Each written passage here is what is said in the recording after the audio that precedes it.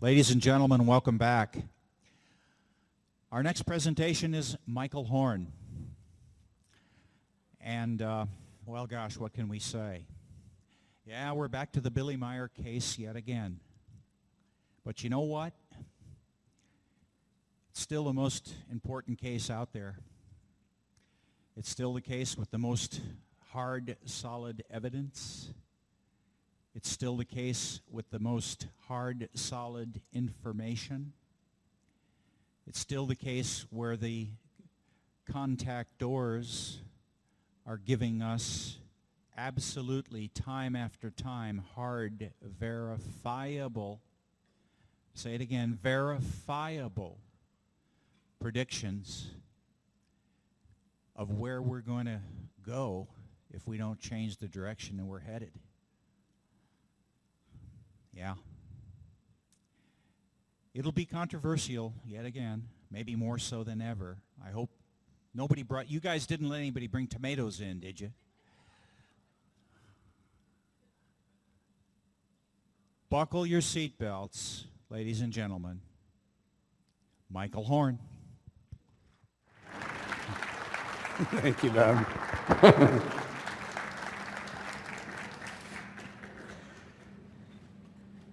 And in conclusion, right? Well, you may feel like that after a while. I'm just, Bob's warning about controversial. I guarantee you this will be controversial. First,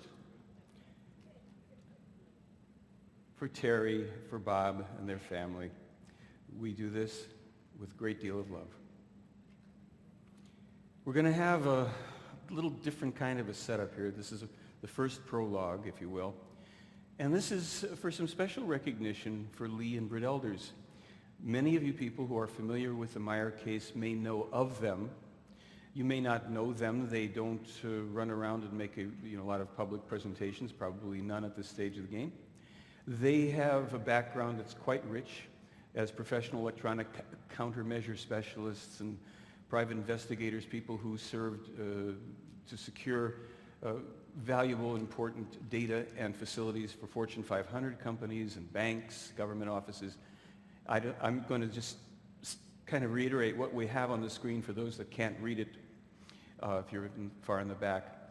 They have been, ever since they came forward with the Meyer case, they were personally attacked along with Meyer, but they got more than their unfair share of attack, and largely from the UFO community, quote unquote, because Meyer's photos and films and things like that were simply too good to be true, and it had to be a hoax, and they had to be in it for the money and what have you. Well, they persevered. They were forced to move. They had invested a lot of their own money in this. We have a long presentation. I'm going to try to make this not feel overly long, but the people that need to have some recognition, we're going to give it to them.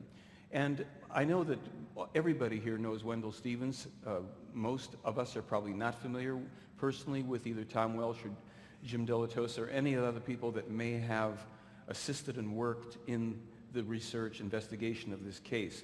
So also let me add, when I say that I've been researching the case for 28 years, I've been researching their work as well as all of the rest of the information, material, and people that have been available to me, going to Switzerland, interviewing people, etc.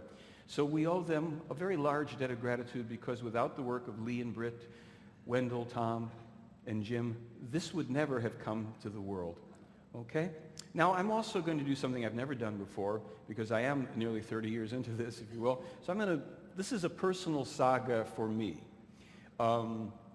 There are things here that I want to just go through, and bear with me. You're going to see ultimately why I'm doing this part of it. So I'll try not to belabor it, and I will also try, here's a little aside. How many people here ever saw The Lord of the Rings, the last one? Like 3 hours long? Somebody invited me to that, and I nicknamed it the Budweiser Bladder Invitational. You just have to sit there and watch it. We're going to give you an intermission, so don't worry about that. Now bear with me, and we're going to roll through this a little bit. In the early 1960s, I was an art student, I was a painter, I was winning prizes and selling my paintings and what have you. Shortly thereafter, I went to New York. I had an idea to miniaturize art and put paintings on fingernails. And to this day, people put paintings in fingernails because I started this silly fad of fingernail art. I moved on with my music in the 60s. In 1968, some friends and I wrote an animated projected cartoon series called Captain Tim and the Case of the Little Pollutions. It was all about air pollution. When I moved to LA with this script to sell it, I was told that nobody was interested in air pollution, so forget about the animated script. And here was a record called Captain Tim that I had produced in New York, and A&M put it out, and here was a major turning point in my life. Suddenly, I find the photo book put out by Lee and Britt and Wendell, the first coffee table-sized photo book on the Meyer case. And this changed my life, and it probably changed everybody's lives. It didn't stop me from pursuing other interests. In 1985, I created an educational video technique called Future Self. In '86, however, the contact notes, contact reports fell into my possession, and we'll have a little more talk about that later. In '87, I was doing New Age comedy, stand up and singing silly New Age songs, as is outlined here. In '88, I started to lecture on the case because also in '88, I had co-produced the Pleiadian Connection videotape with Randy Winters. And then I created something called Standing in Spirit in about 1990, which is the workshop that those of you who managed to endure the rest of this can participate in at the end of it. In '94, I was taken to Europe by this man who is a best-selling author, a consultant to the late Princess Diana. I helped to train European business and government leaders in my stress release and internal meditation process. In '94, I pioneered applications of water purification for Starbucks coffee. In '95, I created probably the first e-books on the internet. We called it e-books. And in '97, I was in 2 issues of Inside Kung Fu magazine doing advanced strength and flexibility Qigong exercises. In '99, and this will be important again later, is the first article I wrote for UFO magazine on the Meyer case. In 2002, I made my first, I think it was my first presentation on the Meyer case, because in '95, I was at these conventions doing New Age comedy, etc. In 2003, I put out the 2 Sit and Get Fit tapes that I created, Regenerative Movement. I was teaching at hospitals and for senior facilities, which I still do to this day. In 2004, the Meyer Contacts, which I now call a collector's item because it has information on it that was published before the events occurred. And in 2004, I also put out another music CD. Okay, moving right along, this is the workshop in Standing in Spirit, another packaging of the videos I've done. In 2007, more publications, and now here, The Silent Revolution of Truth, which is a new film that we're producing on the Meyer case that's coming out. And again, if you bear with us, I don't mean that I have a split personality. I mean, if we all stay here together, you'll see a clip from that film. Now, of course, all these other things that I do, can do, still do. Why am I doing the Meyer case? Because, as it says here, it's either the biggest, most impenetrable hoax or the most important story in all of human history. But for decades, we've been told that these are hoaxes. That these are simply clever fabrications by a one-armed Swiss farmer. But could the skeptics prove it? And there have been plenty of them in the past 30 plus years. So, the beginning of the skeptical challenge, that was 2001. And I'm here to announce that the contestants are dropping like flies. One of these skeptics hosts a very religious website, and he said, "I'd love to be a fly on the wall on Judgment Day." And I wrote him back and I said, "Be careful what you ask for, because there are Fliegenklatschers around." And that's Billy Meyer in one of his pastimes in the Freihof in Schmidt-Rudi, having his coffee and killing flies because they're just everywhere. And there's nothing wrong with killing flies. They carry diseases. Okay. So let's get back to the challenge. In 2001, an organization called CFI West, IIG, told me that Meyer's photos and films were an easily duplicated hoax, and that it would be no problem for the case investigator at the time to duplicate one of the photos and one of the films. That's all I asked for. 3 years later, they failed to do so. All they could do was come up with a few little photos of a model UFO, and they said, "Look, we have duplicated the effect of the Meyer photos." And I said, that's not really much of a trick, because you can get any kind of a sci-fi movie or disc, and you can see a duplication of an effect, will you submit your photos to testing? The same kind of testing that Meyer submitted his to, and they said, no. End of discussion. They were thrown off the Art Bell show. Now, contestant number 2 is James Randi. He confidently said that no one is stumped by the case. A child can see through the farce, though some adults have a problem with that. Presumably, I was one of the adults. After CFI West sunk slowly into the sunset, Randi said, now Michael has divined that I called the Meyer case a hoax. His powers of perception are remarkable. He finds things where they don't exist. Wonderful. So he retracts his attack. Of course, he doesn't send Billy a check for $1 million, and nobody was holding their breath for it. Contestant number 3 could have been contestant number 1 because he's been around the longest time attacking the Meyer case. His name is Cal Korff. He is an infamous debunker. I call him a fraud. He is an admitted liar, etc. But he is also known as Captain Cal of the Special Secret Services. With an outfit that he bought, apparently mail order, and a pretty little badge, he put himself up on a website from Czechoslovakia and announced that he was going to take care of the Meyer cult, that he owned Meyer's UFO photos, that new books were coming out by this company, that he had duplicated Meyer's photos, films, etc., and that he was filing a $25 million lawsuit against the Meyer cult and me.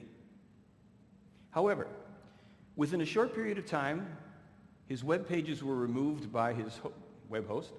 No books were forthcoming. We called the publisher. They said we hadn't seen hide nor hair of him since the 1990s. He never was able to duplicate one of Meyer's photos. No suit was filed. And 16 questions that I had put to him on our first 2-hour radio debate in December of 2006, where I awaited the answers in the next radio debate, he failed to answer any of them, and he has apparently not only gained further anonymity, but he's now attacking the other debunkers. This is like one of those comedies of error.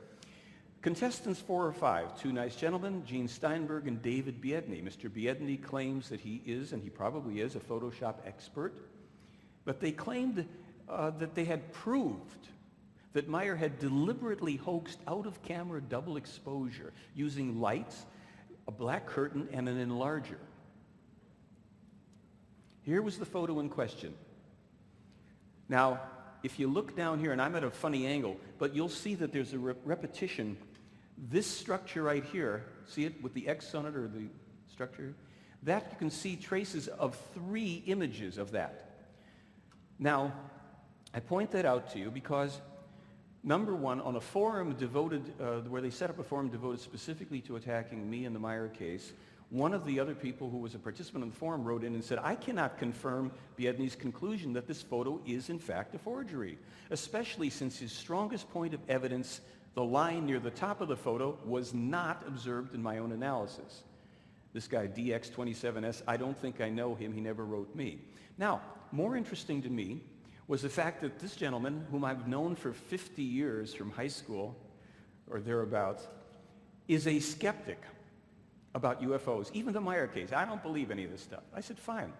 I had him look at the analysis by Biedny and the photographs in question. He said, the photo isn't a double exposure, it's actually a triple exposure. This probably was done in camera because as an accident, it would be very, very hard to do this outside of camera. And the skeptic should prove it by duplicating the photo. They refused to even try. And then, funny thing, they wouldn't comment on this one because there's no tricky artifacts of double exposure. There's simply this very bizarre light hovering over the parking lot on Meyer's property. And I might add that Lee and Britt Elders had seen a similar phenomenon there. But we're going to also return to this light a little later on when we discuss another aspect of this case. These 2 guys totally freaked out when I said to them, I wrote them, I said, there's just one of me and I've got you surrounded. They took it as a threat. And I've heard that these are 2 very large gentlemen. Okay. They also consider now that Korff is nuts because he started to attack them. So these people are infighting. If anybody here has been involved in this whole thing of debunkers and attackers and all that, take some small comfort in the fact that they are now biting each other. Contestant number 6 is a fellow I've never met, haven't even seen his photo. His name is Royce Myers, and he's got something called UFO Watchdog III, where he's posted my photo and Billy Meyer's photos, and he claimed that Meyer faked UFO photos and films, and he employed props and stop-motion cut photography to make UFOs disappear and reappear on film. However, this, I call him a very cowardly and faceless guy. He won't come forward and prove anything at all. As a matter of fact, when I challenged him, he would not submit any proof for his claims. He referred to Korff at one point. Now, what he says about Korff is, unfortunately, those who gave him credit for past deeds will also have egg spatter on them, and Korff's previous work on the Meyer case will surely suffer. Oh, gee. What should be said also about the Korff situation is he wasn't sued by the elders because when he put out his book attacking the Meyer case, he was underage. It was a very clever thing. Contestant number 7, got nothing personally against this guy. He just kind of jumped in again with another one of these, I know the Meyer hoax stirs up emotion. Almost everyone sees it for what it is, a hoax. So I wrote him and I challenged him, but our non-practicing attorney, Mr. Kimball, who is typical of many skeptics, failed to substantiate his claims with any evidence whatsoever. So imagine this, you've got lawyers coming on the internet, and this is the second of the lawyers, I won't even go into the other case, where they're making these statements and defaming somebody, and when you say, well, prove your case, give us your evidence, they have nothing. Of course, he did add to the fun because he's now calling Korff delusional. Contestant number 8. This is what this case has attracted and more, but these are the low points I'm giving it to you. A fellow named Jeff Ritzman, he's a professional photographer, he's a model maker, and he's a skeptic. And he claimed that he could duplicate these photos and video. This is the famous wedding cake ship. Many people still think this is a hoax. This is obviously some, collection of Christmas tree ornaments and what have you, and that's got to be a miniature tree. And this thing's just attached to it. Well, I know that it's going to be enormously hard, if not impossible, to read this. Even on my computer, it's hard. This is from a fellow named Randy Arena, who says that he has grown bonsai, miniature trees, for a long period of time, including fir trees, such as those that are depicted in the photograph by Meyer, which we're also going to look at in a moment. He says it's not possible for a miniature tree to produce what he calls new club-shaped growth as shown.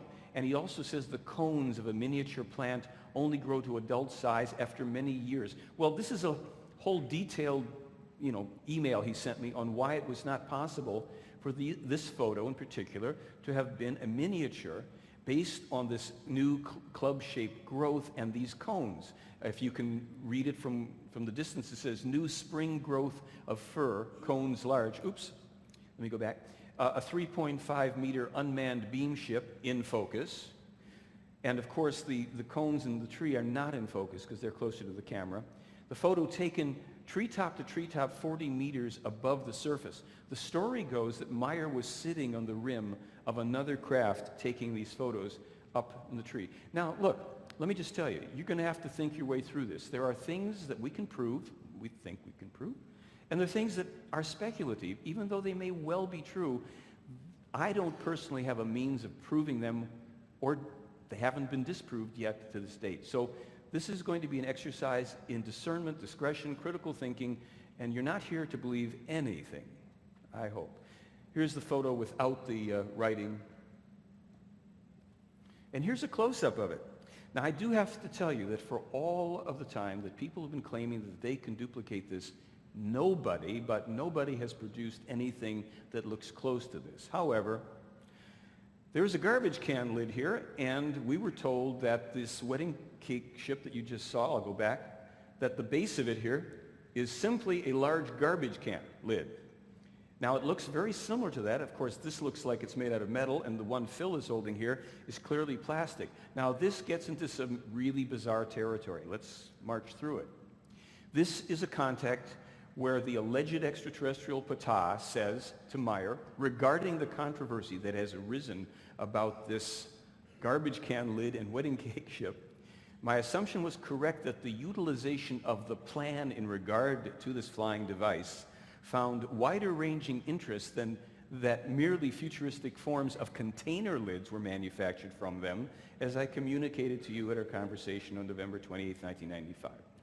All right, some of this could get boring, but I have to put it out, so maybe later on you'll go through it and it'll help you to think through it. He's saying here that their extensive clarifications revealed that the device plans for this flying device, now here's a little asterisk I'll put in, the plans for this device had actually been impulsed in the 1920s to who? The pre-World War II, pre-Nazi Germans.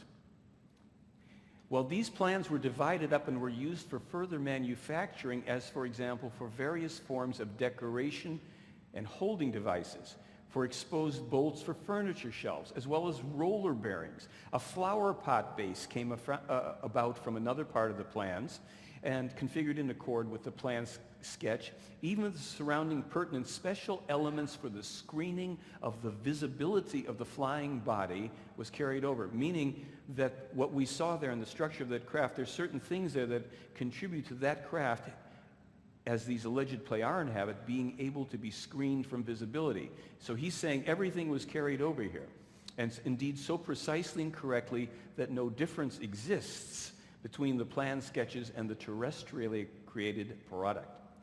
17 different objects apparently were manufactured as inspired by these plans that got disseminated in various European countries, as well as America and Japan, where they found utilization for the planning and manufacturing of the most varied products, some of which are still produced and utilized on Earth today. So, you know, this is the stuff you can yawn through if you want, but there it is. Let's watch this. Hopefully, there's Billy in the lower right-hand corner. There's not a lot of sound to this, but you'll probably hear him when he zooms in on this garbage can lid several hundred feet from the camera.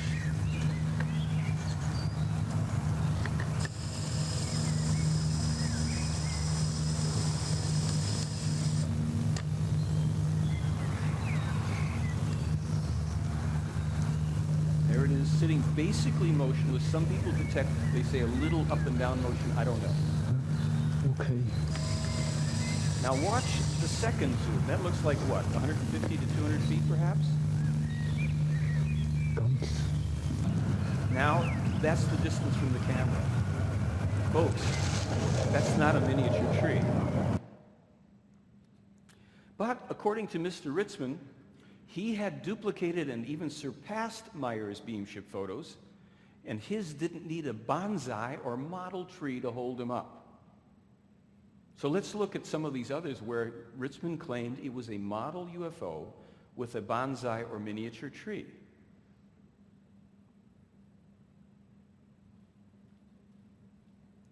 Pretty famous series. There's actually a few more, but many of these are available on the other discs. I don't want to bore you with it. There were some big problems with Mr. Ritzman's assertion. 6 independent forestry experts looked at the photos with Meyer's UFOs next to trees. All 6 of the forestry experts concluded that these were real, full-sized, mature trees. They identified the species and the height of the trees. And as they say on those game shows, there's more. Jeff Ritzman, in an email exchange, accidentally revealed that for 14 years, he'd been cultivating miniature trees. And to prove his claims against Meyer, he submits the following. Well, I have to explain this. He had made some little photos with models, but not next to any trees. And when I put it up on my website and when I announced that I was going to be showing it here, he sent the following.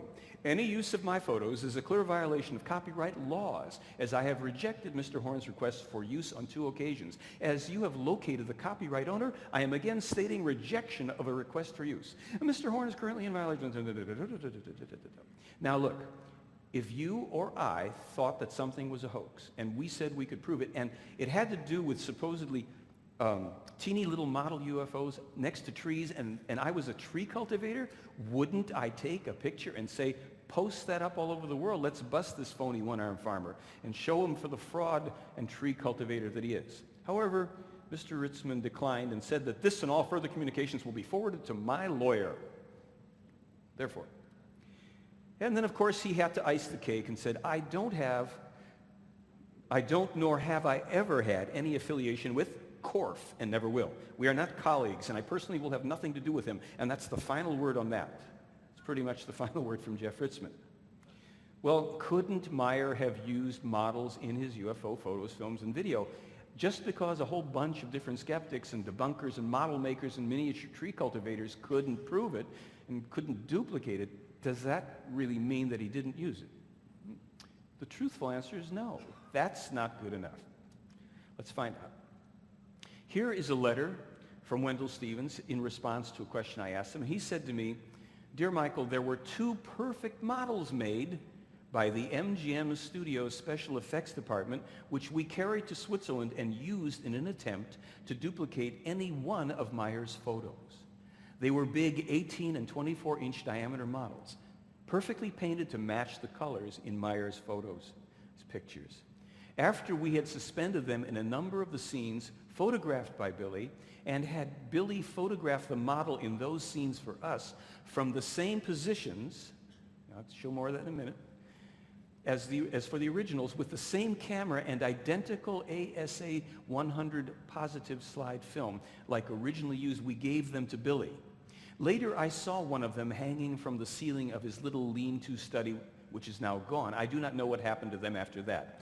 Jim Delatoso easily identified the photos with the model in them, though we pretended we had found new pictures in Billy's files. When I first gave JD copies of the model photos we had shot, I simply said we had more UFO photos from Switzerland. After he looked at them, he wanted to know more about the new pictures, as they were not the same as the earlier ones. Excuse me. Then I told him how we made them. Regards, Wendell. In other words, they photographed the model, sent them in to Jim Delatosa for analysis without letting him in on it to see if he could determine if they were the same kind of photos. And in every case, as Wendell's written about before, he could clearly say that these were not the same kind of ship. And there were some very specific reasons for that, which I won't go into now, but we have it all on the website, the parameters of the testing, which accounted for that. So look at the detail on this ship, for example. If you can see, and I don't know how well, but there's a good deal of work around the rim and on the cupola. Now watch this. This is the large model. And we've never shown this before, but we figure it's about time. This was made by MGM. It cost $400 to be made at the time, in the early 1980s. So someone walks it around the grounds here to show what it would look like. And it's pretty good looking. Just look at it carefully and see if that looks as good to you as that, for instance, which was taken a couple of years before the model was ever made. And watch this. Especially watch the ship. There are going to be 2 lights that flash on and off, and I'll say when. I won't distract you with the green light. There. Now watch again.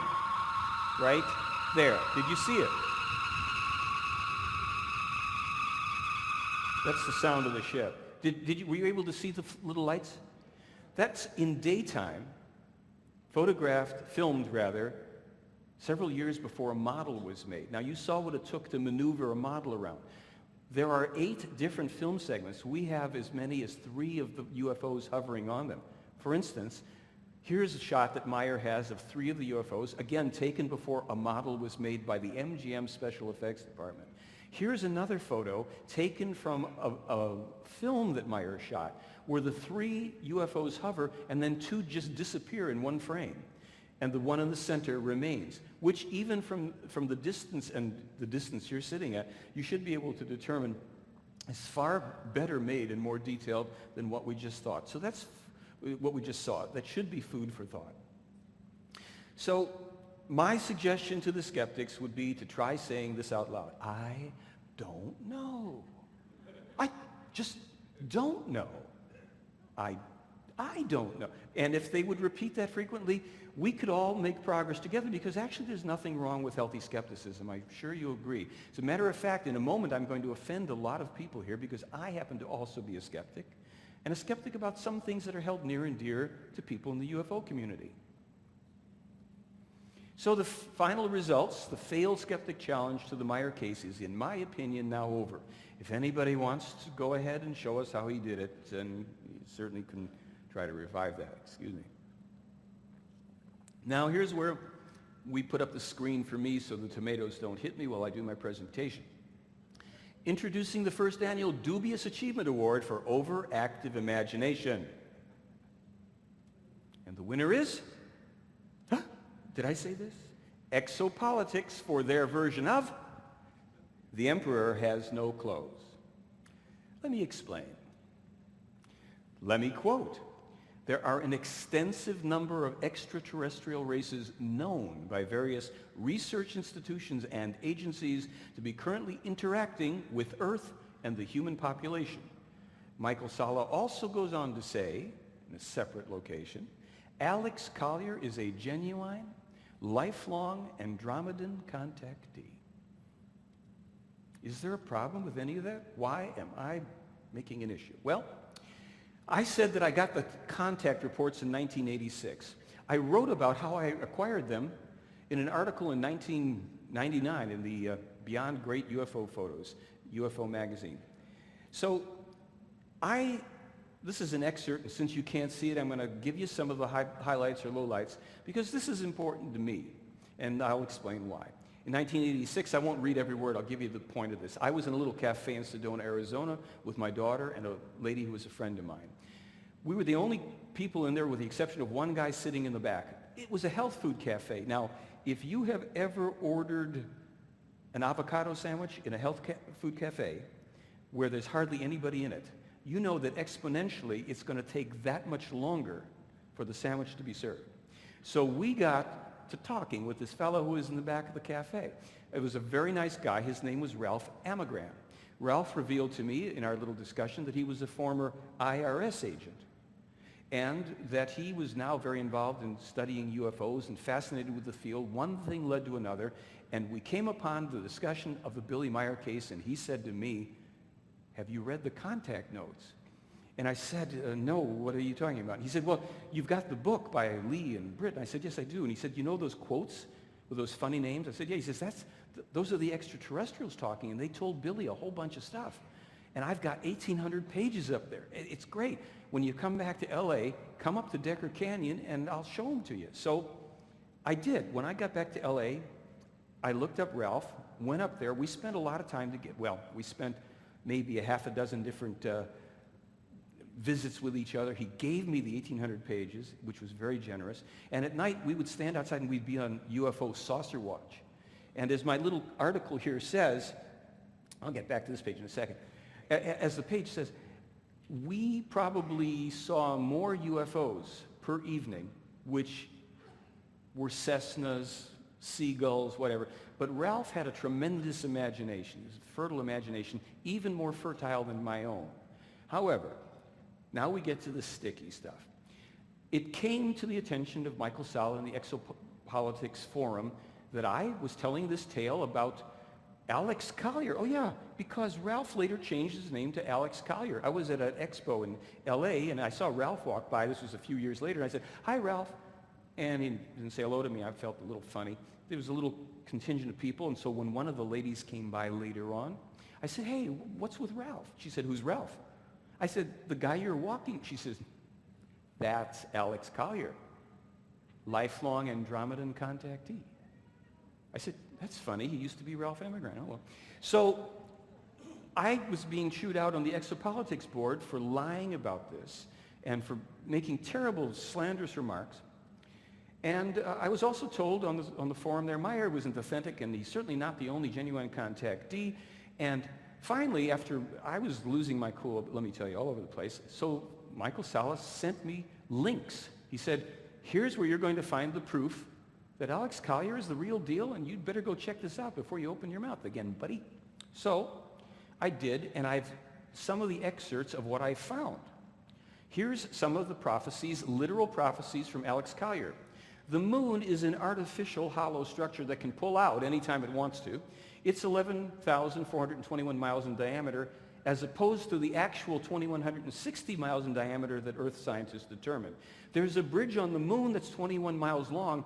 The same structure exists on Venus, despite the fact that the surface temperatures would have melted anything.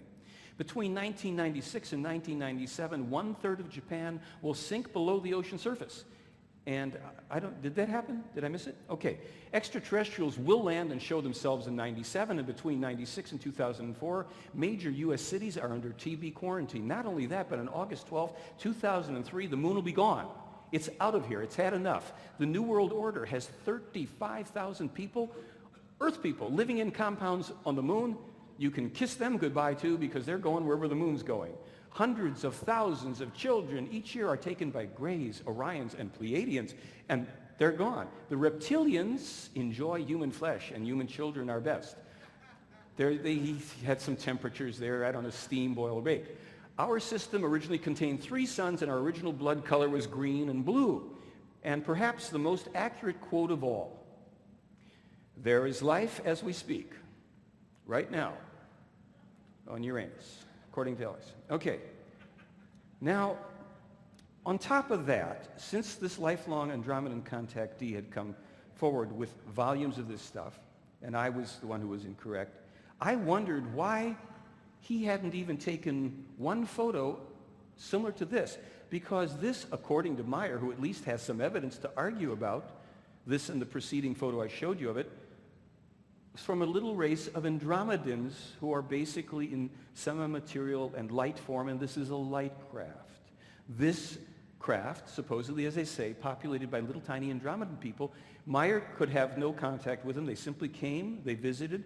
The ship changed shape, it got longer, there was a ball of light at a certain point, but nothing from Alex to substantiate that story. So I was ticked. And to this day, and I asked many times, Michael, would you either explain or defend or retract your support for all that nonsense? You sent me these links. This man is a contactee, blah, blah. Nothing. So I say he can pick up his award backstage, or maybe show me where I've made my mistakes. Well, why can't we all just get along, and why do I have to be such a grumpy little troll and cause trouble here in the UFO community? Because to the best of my knowledge, these claims are not true. Let's remember that I'm representing a case here of a man who's been vilified and had 21 attempts on his life for standing in his own truth. And when our future survival is the issue, which I have my position on it is that it is, why indulge in fantasies? Why should we run ourselves around in silly circles? If ETs really wanted to meet us, they've had a long time to do so.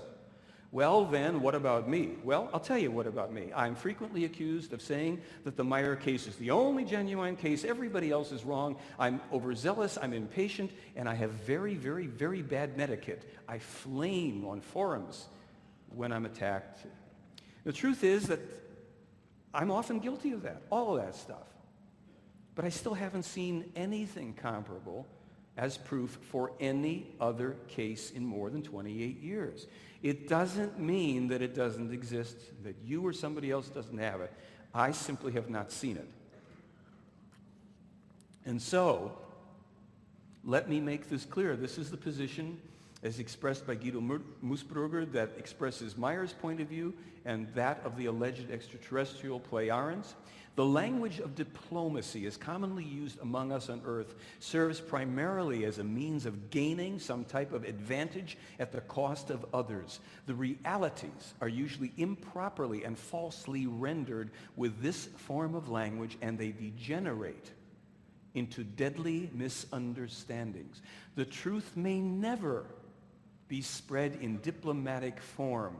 Truth must call the facts by name as they really are, straightforwardly, without belittlement or misappropriation. Further, according to this regarding Meyer, to the regret of modern mankind, a prophet denounces all grievances with aggressive words and spares no one and nothing in doing so. For those who feel personally addressed, this is naturally not very flattering and does not suit them the least bit. But with the current deplorable state of affairs on Earth, the necessary clarity cannot be accomplished by any other way than with harsh language. So what are we really searching for? If it isn't diplomacy and everybody getting along and just saying, yeah. We're searching for what the I Ching calls inner truth. I love this because it's such a nice little poetic Eastern way of putting it. And this is important, and I guess not everybody can read this, so bear with me. I'm not going to make you listen to me read everything here, but this one's a good one. But it's important to understand on what the force of inner truth depends. This force is not identical with simple intimacy or a secret bond. Close ties may exist also among thieves. It is true that such a bond acts as a force, but since it is not invincible, it does not bring good fortune. All association on the basis of common interests holds only up to a certain point. Where the community of interest ceases, the holding together ceases also. And the closest friendship often changes into hate. Only when the bond is based on what is right, on steadfastness, will it remain so firm that it triumphs over everything. And that's what we have to keep in mind in our world, in our lives, on every level. And no one has the exclusive ownership of truth, not the alleged Play-Aaron or Billy Meyer or Guido Mutzberger or me, you, or anyone else. We each have to find it and find it for ourselves. We can disagree, but if our goal is the same, if we want to get to the truth, we are in common purpose. We can forgive a little bit of overzealousness, harsh language, etc., if we understand that this external evidence, all of it, requires internal evaluation. So with the Meyer case, we have to go beyond the physical evidence. I have enough material if you want to evaluate the photos and films and sounds and metals. We've got DVDs and books and all sorts of great stuff. But we want to determine the credibility of the Play-Aaron information. So what is it that I'm still trying to prove? See this? One of the sheets of the contact notes, contact reports. I alluded to it earlier, the 1,800 pages of the transcripts that Meyer had produced by 1978. By the end of it, of his 3 years or so of official contacts, he claimed. There was a numbering system put in place here that was simple and foolproof and helped to authenticate these documents, because Meyer had to number each sentence that was spoken by one of these alleged extraterrestrials. And this rendered the documents unalterable and eliminated revision after dissemination. And the reason for it was really cool, because these documents were actually being translated into, it was originally in German, they were getting translated into as many as 5 languages starting in the mid-1970s. So every place that an alleged extraterrestrial said in sentence number 6, I want to tell you the following, it was the same sentence in every language and in every copy. That meant that Billy Meyer couldn't go back years later and make himself look good and hot and fancy as a quote-unquote prophet by changing it. So what we have in texts and even in copyrighted, published, dated books is what was in those documents. There are some exceptions where we cannot prove prior publication. I'll just tell you that right up. But we have enough of them where a critical thinker is going to have some ahas. In this 35th contact in 1975, Meyer was given abundant information about the connection between A-bomb explosions and all of this damage to the environment. Elementary radiations going up into the UV, damage to the ozone layer, etc., etc. And I was reading this in 1986. Alex had given me these documents, and I got to read all these conversations and all this information. A lot of neat scientific stuff in there. I say here that Meyer published it 13 to 17 years before new discoveries. Well, what I mean is, I first saw in this newspaper in 1988. 2 years after I'd read the documents, I had stuck them under my bed. There was nothing more I could do with them. I'd think about them, occasionally pull something out and read it. But in 1988, I see this article about a new discovery from Lawrence Livermore Labs. And it says that A-bomb testing is tied to the ozone depletion. And they give this percentage and everything. I'm thinking, Why does that not seem like a new discovery? And so I went under the bed and pulled out the dusty, 100-page bound folders. And I open it up and I start leafing through it. As early as the 7th contact and then later in the 35th contact, etc., is all this information about the environmental damage. But Meyer is also in there in 75 referring to when he was told this before in the 1950s. And I didn't have access to that. I couldn't know what he was talking about. But like this other article here about the ozone hole damages the food chain that was published in 92. That's in there too. Now here was, in 1976, Semyaze says to him, that is to be understood in this way, that Earthman exploits his planet and robs it of the fundamental life energy in that he robs from it the underground oil and gas and the most diverse ores. This leads to the fact that the Earth suffers shifts within, which leads to enormous volcanic eruptions and earthquakes because slowly the Earth collapses from within. 1990. Earthquakes, oil interact according to Dr. or Professor Paul Siegel, where he sees the connection between extracting gas and oil from the Earth and precipitating earthquake and volcanic activity. But I found out later on that that wasn't the first time that Meyer mentioned that either. But it's good enough because this was the first public article I could find when I did an internet search. So when I tried to either prove or disprove Meyer's so-called prophetic information, I went on and did what you can do. I went on the internet and I would put in the circumstance or the situation and look to see if it occurred, what were the details, and what's the first known publication of it. In each case, with the exception of one of the literally dozens and dozens, first of all, they all occurred.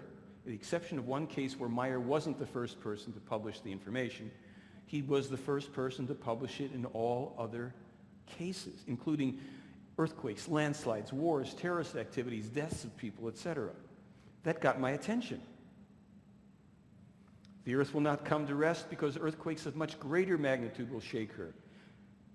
However, they will be of a terrible magnitude to a degree that nations and islands will sink. Unusually severe droughts will move across the world in order then to be succeeded by flooding of severe proportions. Well, that got me to thinking, so I went back and started to read. I wanted to know what the Plejaren thought about this and about that. Maybe I'd missed some things. So pertinent to what we're involved with, I wanted to know, what do the Plejaren think about, we're jumping around here, UFOs?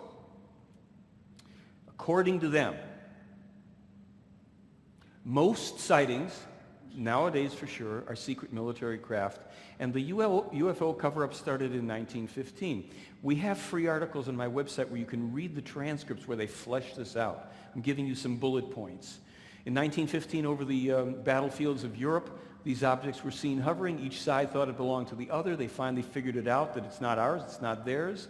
And there was a pact, a de facto agreement made, whereby nobody would let this whole extraterrestrial thing become known, and that the major powers in agreeing to not disclose also kind of went along with the negative ET image as promoted and promulgated by the U.S., especially through, I guess, the Roosevelt and Truman era. The War of the Worlds radio broadcast, some of you know about that, was done with some severe arm twisting to both H.G. Wells and Orson Welles.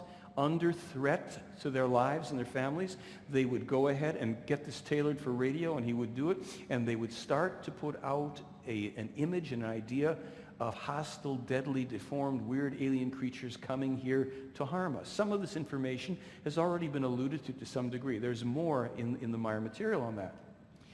They also say that part of the agenda is for a fake UFO attack. Now, you may notice that in the past several months, we've had the O'Hare Airport in, North Carolina, and someplace else recently. Where's that? Yes, whatever he said. That they're seeing, UFOs, and people are getting some vague photos and what have you. Gee, all of a sudden, that's making the news and the Drudge Report and everything else, right? Where you couldn't buy your way in with a new UFO story just a few months ago or a year ago. Now there's UFOs all over the place. Well, control of the masses, and I'm not a big conspiracy theorist, I really am not. I don't go for most of it. I don't doubt it, though, at this point. The biochipping, we see evidence of that. They were telling Meyer about this Well, you'll see. Meyer wrote about it even earlier. Cloning, according to Meyer, has been going on for 30 years in this country. It's secret military levels in various types of ways, not only a genetic type of cloning, but through drugs and surgery, the altering. And what they are saying is that a lot of what we think are extraterrestrials, if and when we see, if it isn't a hallucination or a bad dream, and there's a real interaction, they're saying, sorry folks, those ain't coming from out there, they're coming from down here. Well, now that we are stirring those waters and having a lot of people go, I don't think so. What do they say about extraterrestrials? Terrestrials? Well, overpopulation is a huge problem, but that's probably not what they meant by that. Okay. According to the Plejaren, and this is when you get into the vast histories contained in the Meyer material, for which the contact reports from the 1970s as well as ongoing contain the details of so much, it's beyond imagination. It certainly was actually even beyond Ralph's imagination. There's a fellow whose name was pronounced Nocodemian, and more than 12 billion years ago, it is alleged, this is speculative because I can't prove it, right? Neither can you, I guarantee you. He was a progenitor of races and a very wise, highly developed being, and he had some peoples that he was kind of, if you will, a ruler over. I guess it happens all the time. These people split into two main lineages. One group settled in what were called the Lyrian territories, Lyra Vega star system, and the other group settled in the Sirius star system. And many of our own distant ancestors are said to have originated there in the Sirian star system because they were supposedly bred as a warrior race for this group. This group decided to alter its own genetics to only move itself towards harmony, abundance, peace, spiritual things, beauty, opulence, and the arts. And they actually genetically engineered out of themselves their own fighting spirit as well. They then became prey for other races that were space travelers who saw them as an easy mark. Well, they caught on pretty quickly that they had to rectify their own condition, and in the process, they brought a race into being of humans, and they made a couple of specific genetic modifications to them. They dropped the lifespan down from way beyond 1,000 years to under 100, and they increased the propensity for violence and aggression so they'd be a willing warrior race, but they wouldn't live long enough to overthrow their overlords, because part of building in this limited lifespan had to do with building in propensity for degenerative diseases of all sorts.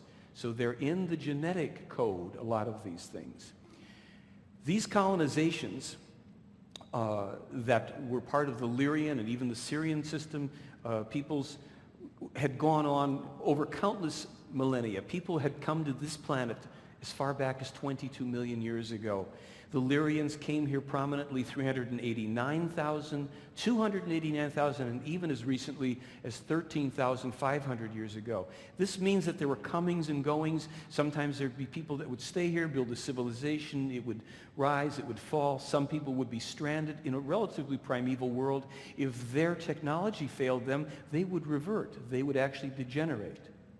Some of these people were quite gigantic. The Lyrians were gigantic warriors with high tech available. While they were oftentimes spiritually developed people, they weren't always operating according to what we might even call spiritual development.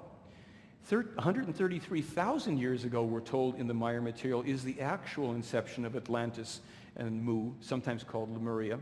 And we have here just a couple notes about some people like Aros, who was an extraterrestrial human being who attacked the Sumerians, who were descendants of the Syrians, and this was in India, Pakistan, and Persia.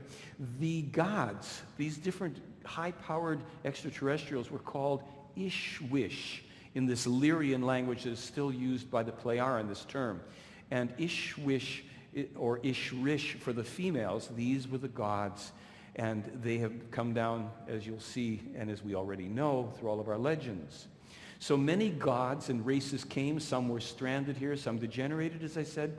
The key is that all of them in time forgot their true extraterrestrial origins and histories. Even the ones that settled on the other planets in our solar system, such as Mars and Melona or Maldek or Phaeton, They had no idea of their own origins. And even the extraterrestrials that brought them here, taking them from the Syrian system so they wouldn't be destroyed once their usefulness had been outlived, even those extraterrestrials in time had lost track of their own histories. Now here's a really important thing. 52 million spirits, extraterrestrial spirits, let's see if I can actually hit this thing, of extraterrestrial humans who've come here over time and who died here on this planet, anytime from millions to hundreds of thousands of years ago, whatever, accordingly have been incarnating or reincarnating on Earth. Therefore, many people, many among us are already of extraterrestrial origin. It's a big so what? Now this is for illustration purposes only, because I'm not telling you that these are authentic photos. These were gigantic warriors, and if these people indeed had been buried in the sands of Egypt, their skeletons might look like this next to the excavators. And this mock-up, according to a reported find, would show a human next to a drawing and a human femur bone of some assumed giant extraterrestrial that was here. Again, this is for illustration only. Don't show this to your children. So here's a little poem for you. Let's try a little right brain. There once came a race of giants from a distant war-torn star, looking for new worlds to conquer, to spread power near and far. Protected by their loyal soldiers called guard angels, cherubim, the leaders soon established order for their new reign to begin. With their knowledge and their wisdom they did alter forms of life. Masters of the laws of science, of their deeds would ancients write, that they took a wild human, mixed in her celestial seed. For 1,000 generations we've misunderstood this deed. From this one many descended, their days marked with pain and blood. Kingdoms came and kingdoms ended. Few survived deluge and flood. Other races, same, were fashioned, or from stranded travelers grew. Star seed mixed through human passion. Sons of gods were formed anew. Above them, in a ship did hover one who called himself their Lord, demanding worship of no other. With threats of vengeance he enforced. Over time the races scattered, distant memories they preserved, handed down through spoken legend and in books as holy word, regarding the extraterrestrial presence on Earth. There once was a splinter group from the Plejaren. They were called the Giza Intelligences, or the Ba'ath. They were based deep beneath the Great Pyramid of Giza. There was a leader named Sem, who was a brother of Ptah and Salem, who ruled until 3010 BC. We probably know the name Ptah. We've heard it from ancient Egypt as well as from the alleged extraterrestrial of these times. Then Jehovah, who was also known as Hen. Then, Kamagal the first in 2080 BC. He started his reign then. Kamagal the first was the one who introduced blood sacrifice to earthly religions, not only in the Middle East, but in South and or Central America. All terrestrial religions were created or assisted in creation and misdirected by the Ba'ath. They controlled hundreds of politicians and religious leaders. They were the hidden negative force behind the Tula and society and Hitler. They did this through a sophisticated telenotic electronic means of mind control. Kamagal II was engaged in the mass murderings of Earth humans. He was a force behind this type of thing. He lived a long time, finally died in 1976, according to the Plejaren. They were creating a false second coming, which Meyer was introduced to in this chamber down deep below the Great Pyramid, where he saw artifacts, a remanufactured cross of the crucifixion, a spear, bag of old coins, blood-encrusted nails, and crown of thorns. And he thought, he was a young man at the time, that Asket, one of the extraterrestrials, allegedly took him down there. And he said, this looks like this must be the crucifixion materials of the man Jesus. And she said, well, I got a couple surprises for you. One, he was never called Jesus. And number two, these were made by these people. And they're using this, they want to have a false second coming. There's a man named Reinhold Schmidt.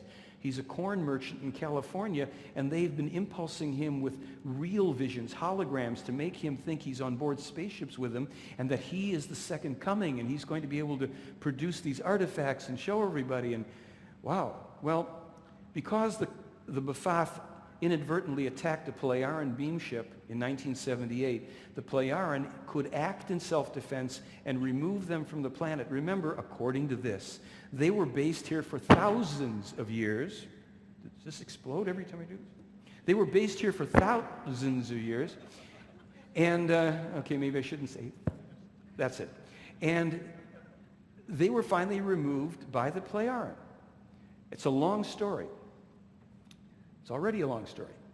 But their negative influence still lingers because they were behind so many of these religions, secret societies, blood cults, and political movements and isms to play both sides against each other. You understand? Okay. So according to the Pleiaren, true ET from out there human contacts are rare, and actual ET abductions actually rarer. Why? Because the Assyrian forefathers, for one thing, had genetically manipulated our ancestors. They shortened the lifespans. They increased our aggression. And with supposedly 42 million plus human races alone in this universe, ta-da, no one needs our corrupted, short-lived, and violent genes. And nobody's helping us to correct it. Our scientists will figure it out. Therefore, if you still think that ETs want to contact you, I'm not the one to argue with. Maybe you've been chosen for the petting zoo. I don't know. Careful, don't feed, they bite, etc., etc. So really, aren't we all citizens, all of us, these 42 million plus human and other perhaps non-human races, citizens of one universe, what the Pleiaren call this creation?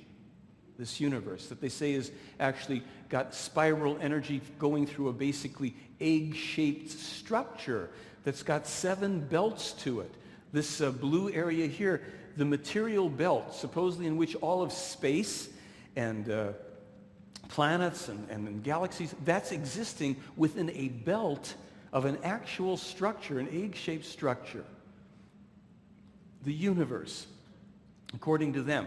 Some parts of this universe are absolutely empty of anything except spiritual energy. And my big question has always been, what's outside of space? Well, now my question has to be, what's outside of this creation or this universe?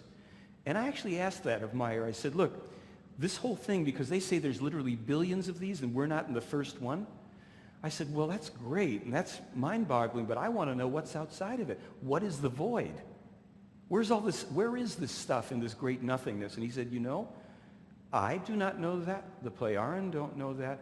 The human mind cannot grasp that. The best we can understand somehow is that the void is an endlessness filled with fine spiritual energy. But that raises other questions, doesn't it? So there we are. Here we are, stuck in this big egg on a little piece of cosmic lint, floating around in space. So really, is everybody being visited? I mean, do we have extraterrestrials walking around in the supermarket lines reading the Globe about extraterrestrials? Are they on subway trains? Or are they us too? And so what? What's the point? Let's get on with the real task at hand, if we may. Which, according to the Pleiaren, is to wake up. Every human being on this planet, wake the heck up and continue to wake up after the 8 to 12 we may get of slumber if we're lucky. The world is at the threshold of the silent revolution of truth. I want to tell you about that phrase, the silent revolution of truth. Allegedly, there was a contest held on the planet Era, a planet in the Pleiaren system that is not the Pleiades we see in the night sky, but beyond it, in an altered time-space configuration, which doesn't mean anything to me. I'm not a physicist. The contest was held with the populace there, which they keep well under 1 billion people, just over 500 million. And the contest was to encapsulate in a slogan, in a phrase, what Meyer's mission on Earth is about in this incarnation. And the winning entry was this little phrase, the silent revolution of truth. And the person that won this was named Claudina Icarina. She's an 11-year-old, at the time, 11-year-old Play-Aran girl, and her prize was to come with Ptah to Earth, to Switzerland, to beam into Billy's office, and to shake his hand and say hello to Billy Meyer. And there's actually a transcript in the contact notes where they have their little meeting, and it's just a very sweet little interaction. How nice to meet you. I know we may never meet again. It's just very non-dramatic, but that's the little rider on this term. So the Meyer case isn't really so much about UFOs and extraterrestrials as it is about the power of the human spirit. And that is that spark, that flame, that individual hologram of the creation, that the creation itself, this ultimate consciousness of all creation, all that exists within itself, it gives this holographic spark to each human, not the soul, which is a transitory temporal structure, but the human spirit, this immortal aspect that is put into each human being at the 21st day conception. If that proves to be true, we can resolve the abortion issue, as they have, because they say, well, we know that at the 21st day the spirit attaches to the embryo, so we don't do any abortions after that time. We're humans, things happen, we make sure that we do this beforehand, and we can detect when we're pregnant earlier than your females can, and we know when the spirit's coming, so we don't do that. So both sides are right, and both sides are wrong. But one thing is, there is no original sin that we are responsible for. The spirit comes in for each fresh new incarceration, perhaps, and then we are here to evolve over countless millions of lifetimes. And the consciousness and the personality form again, the soul, mainly situated in the solar plexus, right? Got called soul, constructs and comes into being. And the spirit is you'd say it's a perfect balance of positive and negative. We have to have both positive and negative experiences to grow. And so the spirit too has this potential for the positive and the negative. And over these countless millions and millions of lifetimes, the spirit too is evolving. It's not fallen, it's simply in a more ignorant state at the earlier stages of incarnation. Our human spirits, those of us sitting here, our spirits are already millions of years old, have gone already through hundreds of thousands, if not millions, of incarnations of shorter or lesser degree, and always as humans, never as animals, cantaloupes, or insects. Although it could be arranged. Now, that's the TH sound, I can't do that. Thousands of this. This is what the true prophets of all ages are trying to tell us. And it's the message that's been corrupted by virtually every religion. The power of the human spirit.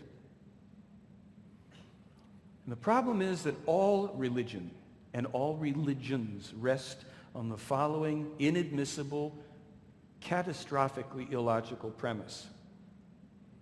What's in this book is true because the book says it's true. Now that doesn't mean that there isn't truth in religions, books, what have you. But this premise, it's true because it's in this book. You can't do that in a kindergarten, first grade classroom if you start with books. You can't do that in a court of law or an institution of higher learning. You say something's true, you've got to go about proving it. I've been making presentations in the Meyer case for almost 20 years, quote unquote, to prove it. Proof is a matter of you take all of the best evidence and you have to think through it and come to some logical conclusion, not because it's in a Billy Meyer book or in a Bible or in any other form. So think about it. The person who chooses the religion, the God, is the authority. It's not the other way around. Here's an example. We have a big room like this. We set out some tables. We put out the Bhagavad Gita or the Mahabharata, whatever, the Old Testament, the New Testament, the Book of Mormon, name something else that's a holy book, whatever. Put it out. Of course, the Quran. And put this out, leave room so people can line up, and let 1,000 people who have no religious affiliation but are interested flood in, give them a week, and let them read the books. And then at the end of the week, or whenever arbitrary period of time, you say, okay, line up behind the truth. Every one of those books is going to have somebody in multiples lined up behind it. As many people as you have in the room, you're going to have, some of them are going to line up behind the one truth with the one God, and therefore, who's the authority in any religion? It's the person. This is the truth. This is the God. This is the one. Well, I'm not picking on you, but don't you think we should start to recognize that we are authorizing on every level what's true in life? And I said in the beginning, it is up to us to figure this out. We have to discern it. Now, the Plejaren are less, quote-unquote, diplomatic. All earthly religions, and this was Asket from the Dal universe, not a Plejaren, are possessed by boundless power, greed, and the actual manifestation of the goal of all of them consists of gaining world dominion. Religion is the greatest and most dangerous power for the obtaining of world dominion, which without exception is striven for by all belief directions as far as they are aligned in a religious or secret society manner. Undoubtedly, all earthly governments are steered and led in religious manner, or at least are subject to a certain religious influence. And these governments, on the other hand, also independently undertake constant efforts on a political basis to seize world dominion for themselves. These vicious efforts on both sides have again and again led to war actions and to other death-bringing transgressions, whereby uncountable human lives were annihilated. Gee, could that be true? Well, you certainly don't have to believe that. You can think about it. You can also pick up the newspaper, turn on the radio, the internet. But thinking is an inside job, so think about this. Reincarnation is a fact of life. That's something to think about. And now think about this. Don't worry about dying. You'll live through it. That's the good news, right? So let's talk about prophets. I mentioned prophets before. I threw that off when I mentioned Billy Meyer as a prophet, and somebody here, certainly at least one person's going, oh, what do you mean? How can you say that? Prophets of the old age, Enoch or Henoch, and these are the years that the Plejaren say they were born and died in. We go from Enoch to Elijah, to Isaiah, to Jeremiah, to Emmanuel and Muhammad. Now I'm going to come back here. Let's just put it this way. Remember I told you long ago about Nocodemian, a being who was a very, very high-level being who had lived billions of years ago. It was said that he had gone through evolution and into the semi-material, semi-physical, into the totally energetic light body form, into the lower levels of spiritual realms. Speculation, I grant you. Don't know. It is said that that spirit agreed, instead of to continue in the spiritual evolution for billions and billions of more years in the disembodied form, to go back into the incarnational cycle to function as a prophet on different worlds where lineages of its original peoples, remember, from the Lyrian Vegan system, had incarnated and gone south, just taken bad left turns and degenerated and become warlike and crazy and overly, zealous and religious and what have you. So this spirit form agreed to go back into incarnation, meaning it would have to forget on conscious levels its previous grandeur, elevated abilities and knowledge.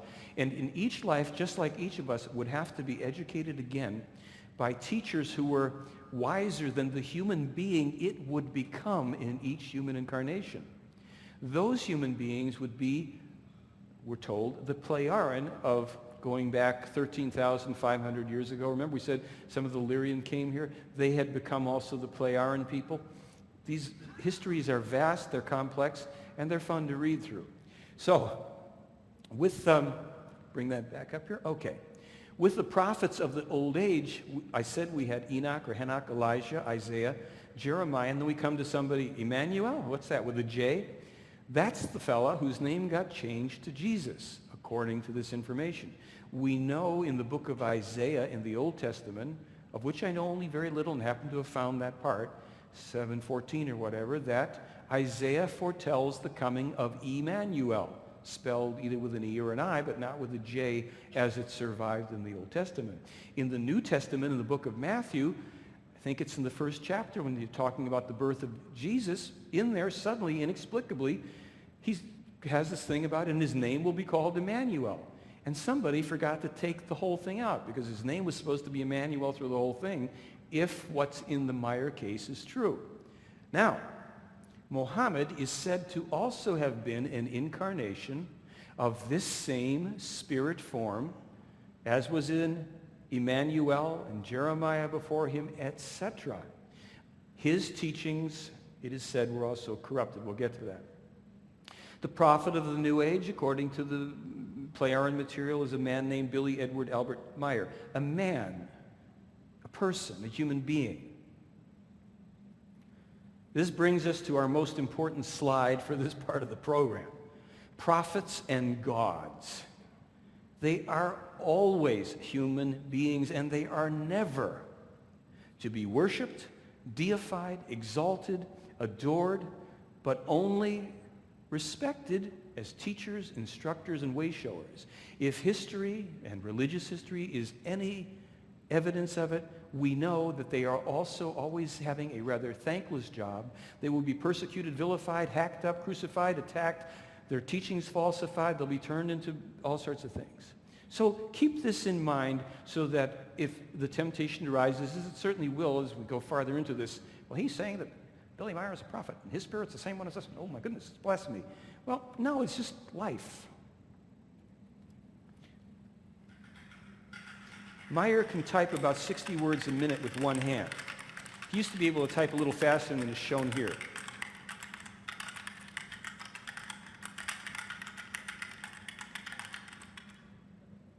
He could do that for hours at a time when he was receiving, here, let me just explain in case you don't know about this. Allegedly, when Meyer has a contact from 75 on, whether it's in a meadow or in an office or in a ship, it's recorded on their devices. Big deal. We've got tape recorders too. When he gets home after a certain period of time, when he's rested up, he goes into his study. Used to just have an electronic typewriter, right? Now he's got the computer. They have a device that sends the entire conversation to him in symbol form, in pictograms, that he was trained since childhood to recognize well over 3 million different picture symbols and their meaning in German, and simultaneous as he receives it at 60 words a minute to type it out into the conversation in German that he had with the numbers and everything. Oh boy, you want to be an ET contactee. Get ready for this. So he's transcribed over 24,000 pages with one hand in German. Information and teachings, 55 years of specific, prophetically accurate information, 6 categories of still irreproducible physical evidence. He allegedly writes the spiritual teaching for the Play-Aaron. Well, how can that be? Well, in this cosmology, and again, it's speculative, if the spirit form of Billy Meyer, Billy Edward Albert Meyer, Swiss farmer, is the same one as these other prophets who get tutored and brought up to speed by the Play-Aaron, but have this ancient form inside of them, it's a more ancient and advanced and knowledgeable essence than they. So Meyer, I don't have it on here, but I have to tell you this funny story. If I didn't tell it last year, starting about 3-4 years ago, when I would sit with Billy in the office, would talk to him, and one day I looked over and I saw all these pieces of paper that were sticking out of the printer, right? And I look over and he says, oh, yes, I write the spirit teachings for the Play-Aaron. I go, okay. And he says, but you know it's a big problem because Quetzal always has to come and beam into the office and go and take the paper and go back into his ship and go back to the Play-Aarons, and then they translate it and fix it up. I said, yeah. He says, so next week, Zaphanat Paneak is coming. He's their computer specialist, and he knows how to fix my computer. So now I can type it out. It'll go to a separate server, to a little disk above the earth, and then it goes direct to the Plejars, and Quetzal doesn't have to come and pick it up. And I went, uh-huh. So the year after that, 1 year later and change, I'm in the office with Billy, and there's a bunch of, I look over again, and I think, I said to him, Billy, and he says, oh, those papers, I write the spirit teaching for the Plejar, and it's been a big problem. And he goes through the same story again. He says, but Zaphanat Paneah came last year and he fixed my computer. So that's not for them anymore. That's for our thing here. Because now when I type it out, it goes to a separate server and it goes to a disk above the earth and it goes right back to the same story, right? Except the guy had already done it. And then he says, but there's another problem. And I said, well, what's the problem? He says, he screwed something up in my computer and he has to come back and fix that. So he's got an IT from outer space, right? So this last year in May, I thought, the guy can't remember the same made-up story 3 years in a row if it's a joke. So I'm with him and I said, so Billy, what about your computer? Did it ever get fixed? Oh yeah, I write the spirit. I swear to gosh, the same thing. He says, but now he adds this, he says, yeah, I just type in a code that gives me the separate server and it goes to the same story. We went to make some filming in September because we're doing this new documentary. And we get over there, and while Jack, my director friend, is there, I throw it at him again. Same exact thing. So I figure either the guy has got not only a rich fantasy life, but a photographic memory and can come up with the same piece of trivia and just knock it down each, or maybe he's telling the truth. Okay, and for his trouble of over 65 years of ongoing contacts with these people, there have been 21 documented assassination attempts. So with prophecies, why are we fascinated with these prophecies? They're like weather reports, except you can't change the weather. A prophecy is still changeable until it becomes a prediction. So why the inaction? Some inconvenient truth from Billy Meyer circa 1951. Al Gore, eat your heart out. Still, there's time to stop the monster that's prophesied for the future of the entire terrestrial humanity. Let me just hit the bullet points. He's talking about the fact that at least in 1951, countermeasures could be enacted to change things for the better if the scientists, the authorities, the governments, and the military were up to it. Otherwise, he says, if that doesn't happen, then unimagined horrors are imminent, whereby, in every respect, the world power USA would lead the foremost front of the sword of death, as well as destruction and annihilation, while towing the line are Israel and all those countries who nestle in sanctimonious friendship with the USA, and indeed against the will of the sensible element of the respective peoples.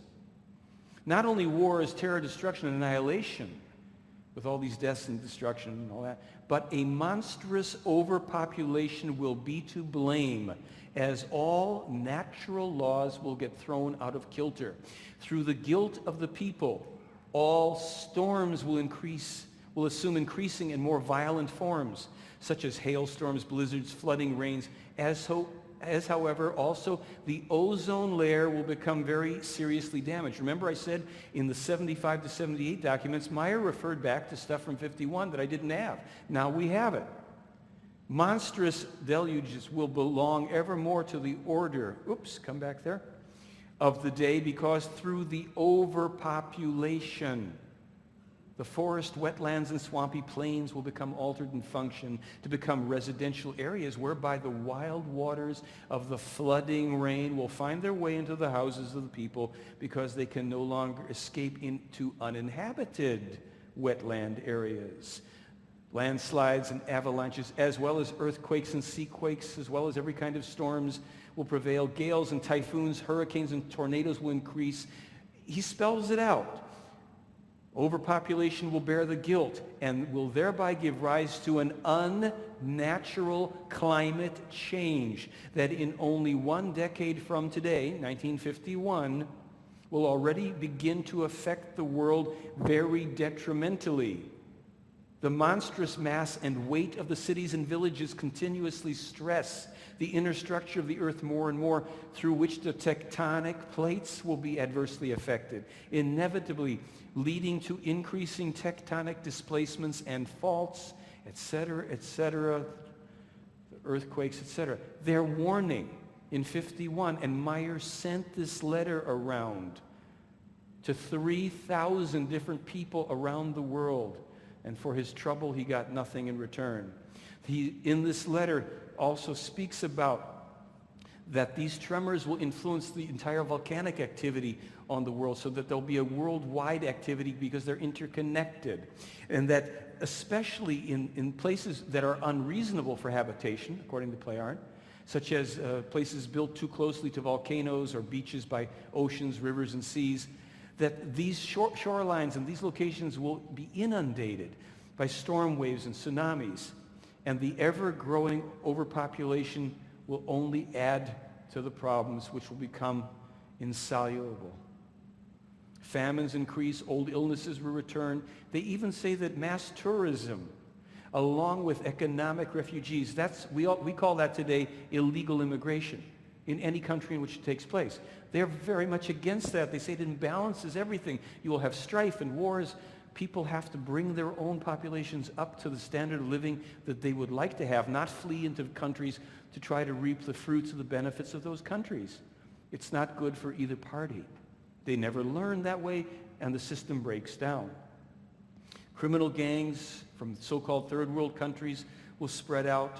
This is another result of that type of overpopulation, illegal immigration, etc. We're talking about prophecies here. There's a point to all this. He also says, as far back as 51, terrorist extremism and neo-Nazism. The rise and spread of prostitution in unbelievable forms worldwide. The children will not be spared from it. We know that today. Prostitution will turn into a respectable occupation. What state are we in? Oh, I'm sorry. It will also be designated as taxable. Well, rest my case. Televisions, already invented, will belong to every family and as well to everyday life, as will the technology of the computer, which is already being worked on diligently in America, Germany, Japan, and the Soviet Union. The television and the computer will become the most important information media, however, also as significant forms for the public advertising of prostitution. This was sent around in 1951. Now, Meyer didn't say that the moon was going to leave its orbit on August 12, 2003, and there's life as we know it exists yet. This is more recent, from last year. The climate warms ever faster, whereby the snowfall is also absent ever more frequently in the deeper sites, while the Earth's polar ice masses as well as the glaciers melt ever faster, which leads to this. By the year 2100, in some cases, the water of the seas will rise up to 5'3". Forceful natural changes will become unstoppable. We're going to take a break for changing of the tapes, and this is not the Budweiser Bladder Invitational, so I think, shall we say 10 minutes? Does that work? Thank you.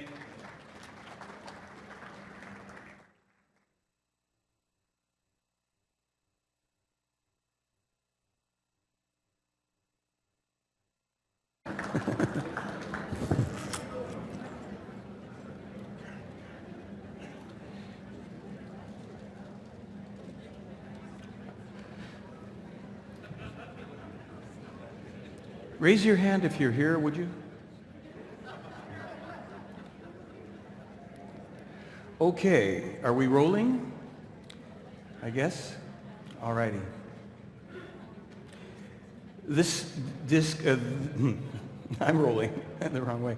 This was the last bit of information regarding the climate change, etc. I would say that Al Gore is really on the right track, and we're on the wrong track because he is. Now, in 1958, Meyer wrote, published, and sent around 25 copies of a letter of 160 specific predictions. Number 6 included the following. In Iraq, a war will be led through the United States of America through their country's president. However, this will be without success, for which reason one of his sons, who will likewise be the USA's head of power, will in the third millennium unleash a second war in Iraq, which will ultimately lead to an unbelievable disaster and to torturing as well as to mass murder through U.S. armed forces and the rebellious. Number 23, because of unrestricted prostitution in about 25 years, an already embryonic, deadly epidemic will develop worldwide that will be named AIDS and will finally cost several hundred million lives. Here we have in 1958, through the madness of his overpopulation, the human has already detrimentally altered the world and the climate in such a way that a climatic warming becomes apparent that will be carried far into the third millennium and release monstrous natural catastrophes, etc., on environmental damage. 1958. Number 83 in this list. And it will be that the fanatical Islamists' bloody revenge on the distant descendants of the Christians for the earlier crucifixions by the Christians will come into being when they accomplish their deadly and destructive acts through irrepressible terror all over the world. This next one has to do with the threatening thunder that cracks over the earth due to the criminal national powers of the USA when it releases war into the wide world, and Israel's national forces spread just the same terror, murder, death, and corruption as the Palestinians themselves, from whom uncountable suicide bombers will go all over the world, etc. 85, organized murder and terror commandos will live secretly in cities worldwide and plan and carry out deadly attacks. It goes on and on about the environmental and terrorist and war consequences, the overpopulation related. So why are the prophecies being fulfilled? I call this the law of the pendulum. So let's pretend that this is a pendulum.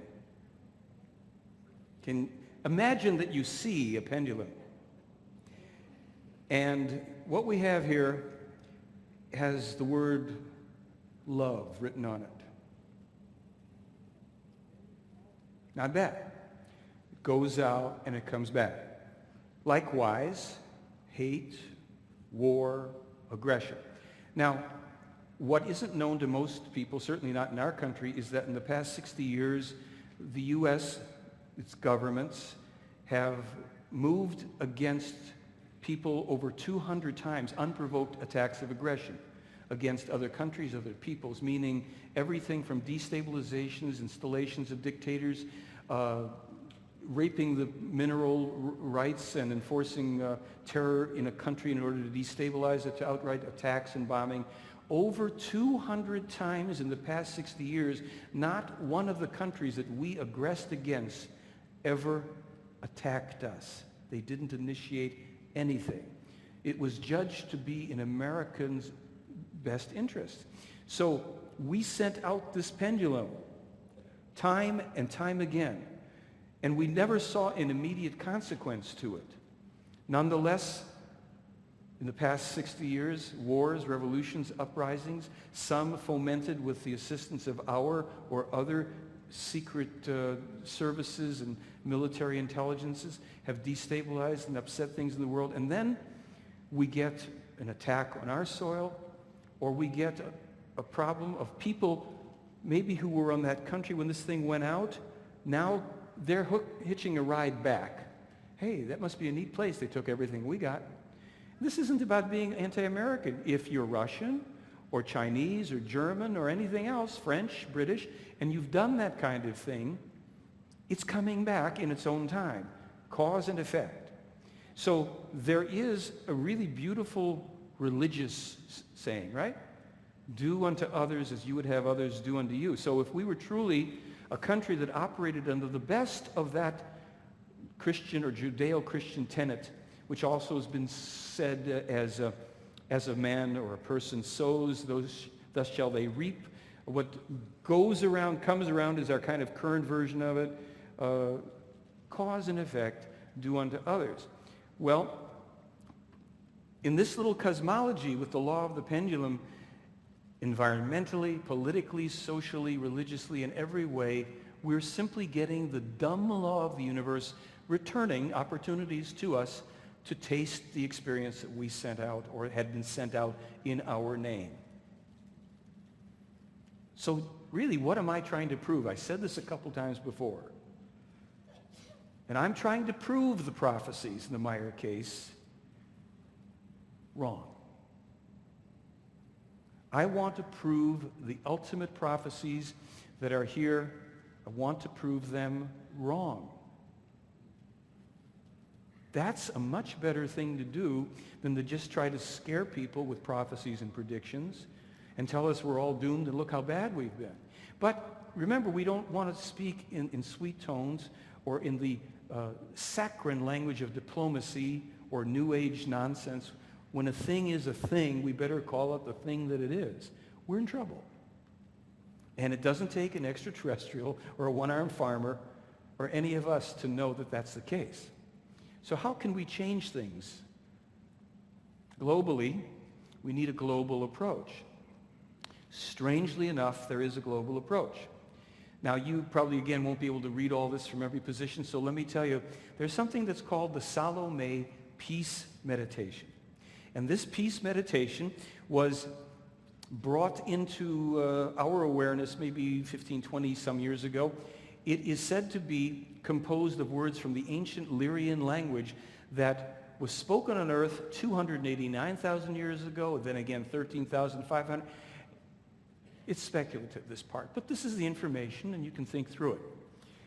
These were descendants of the various extraterrestrials that inhabited this planet for a short period. They claimed that by speaking or thinking, TH, this sentence in unison as a group, certain impulses are released from the stored data banks known as the Akashic records. These records envelop the earth, and every thought and every other impulse generated by any and all of the humans who've ever lived, currently live, or will ever live gets stored in this bank. We've heard about this from other teachings. Now, through the accumulation of stored unconscious impulses within every meditator, and because of the intensity they generate, they're done in conjunction with 3.5 billion extraterrestrials at the same time. This sets forth energy that can help to displace negative force fields and cover them and increasingly neutralize them. A lot of these force fields have been generated because of religion, blood sacrifice, wars, cults, sects, every imaginable thing, and our own ignorant thinking, right? This is a simple means that the Pleiadians say, this is one action that if a greater number of Earth humans would join in doing this once or twice a month, you would make an exponential effect energetically on your planet. So, does this look familiar? This is a symbol. Remember I told you that Meyer learned over 3.5 million different symbols. This is a symbol for peace. It's a tree of life, right? The energy goes up. You see the black and white structure in the middle. If you turn that upside down, that's our peace symbol. However, our peace symbol, according to this information, is a symbol of death. We are marching around for the past 30-odd years and putting bumper stickers and everything else on a symbol of death, the cross of Peter, et cetera, et cetera. There's information you can read about this in detail and determine for yourself whether it makes sense to keep doing this symbol. However, if you turned your peace symbol upside down, this is a typical peace symbol. I've got another one here, a little nicer. This energy, as opposed to this energy, this is the sword down here, the hilt of the sword. This is the tree of life. We're being asked to consider, even just turn our peace symbols right side up. Look at it and see what it evokes in you. Compare it. Don't believe it. Work with it. See if there's something that happens for you. Maybe, maybe not. Now, I'm going to try to activate this without taking this off so you can hear how this is actually pronounced. Let's see. Don't know if it'll work on this. Oops, doesn't seem to want to play. I wanted you to be able to hear the actual pronunciation, so I'll do it for you. Salome Gamnan Ben Urda Ganiber Asala Hesperona. Peace be on earth and among all beings. Now I got a question for you, and this is free will here. Would you like to partake in an experiment in which I can guarantee you this number of people on earth have never done this before? Pronounce the words? Why not, right? So we'll take a couple minutes. We've got a little bit of time, if you're still awake. And I'll have to kick back to it when it jumps. So the first word is Salome. It's a long A. Salome. Salome, right? The next word is Gam. It's pretty simple, Gam. And the next word is Nan. Let's do those three words. Salome, Gamnan. Now the next word is Ben Urda. Yeah, almost like Ben-Hur, but Ben Urda. So it's Salome, Gamnan, Ben Urda. Let's get to the rest of it. This will jump here maybe in the same, but Ganiber, Ganiber, Asala, Hesperona. So let's try it together. Salome, Gamnan, Ben Urda, Ganiber, Asala, Hesperona. Now I'm going to ask this. I'll explain how this usually works. And if it dips off, I'll bring it back up. This is done for 20 minutes on the first and third Saturdays. Some people do it also on Sundays of every month. Some people do it once a month, one Saturday of the month for 20 minutes. And the times, it's all on the website. Again, it's something free you can do. Yes, there's a little pyramid that you can use and all that stuff, but don't worry about it if that doesn't float your boat. The intention, because as it says here, peace be on earth and among all beings, right? Is there anything wrong with that statement? Can we live with that? Though it's what the words mean. So it's not, I pledge allegiance. It's nothing like that. What's that? Some idiot will find some fault at that. Yes, there's always some way to find fault with plenty of ways to do that. So let's just try this a few times. If we can do this 10 times, and you just see if you can do it, and feel the vibration for yourself. All right, I'm going to try to lead it, and it goes like this. Salome, Gamnan, Ben Urda, Ganiber, Asala, Hesperona. Salome, Gamnan, Ben Urda, Ganiber, Asala, Hesperona. Salome, Gamnan, Ben Urda, Ganiber, Asala, Hesperona. Salome, Gamnan, Ben Urda, Ganiber, Asala, Hesperona. Salome, Gamnan, Ben Urda, Ganiber, Asala, Hesperona. Salome, Gamnan, Ben Urda, Ganiber, Asala, Hesperona.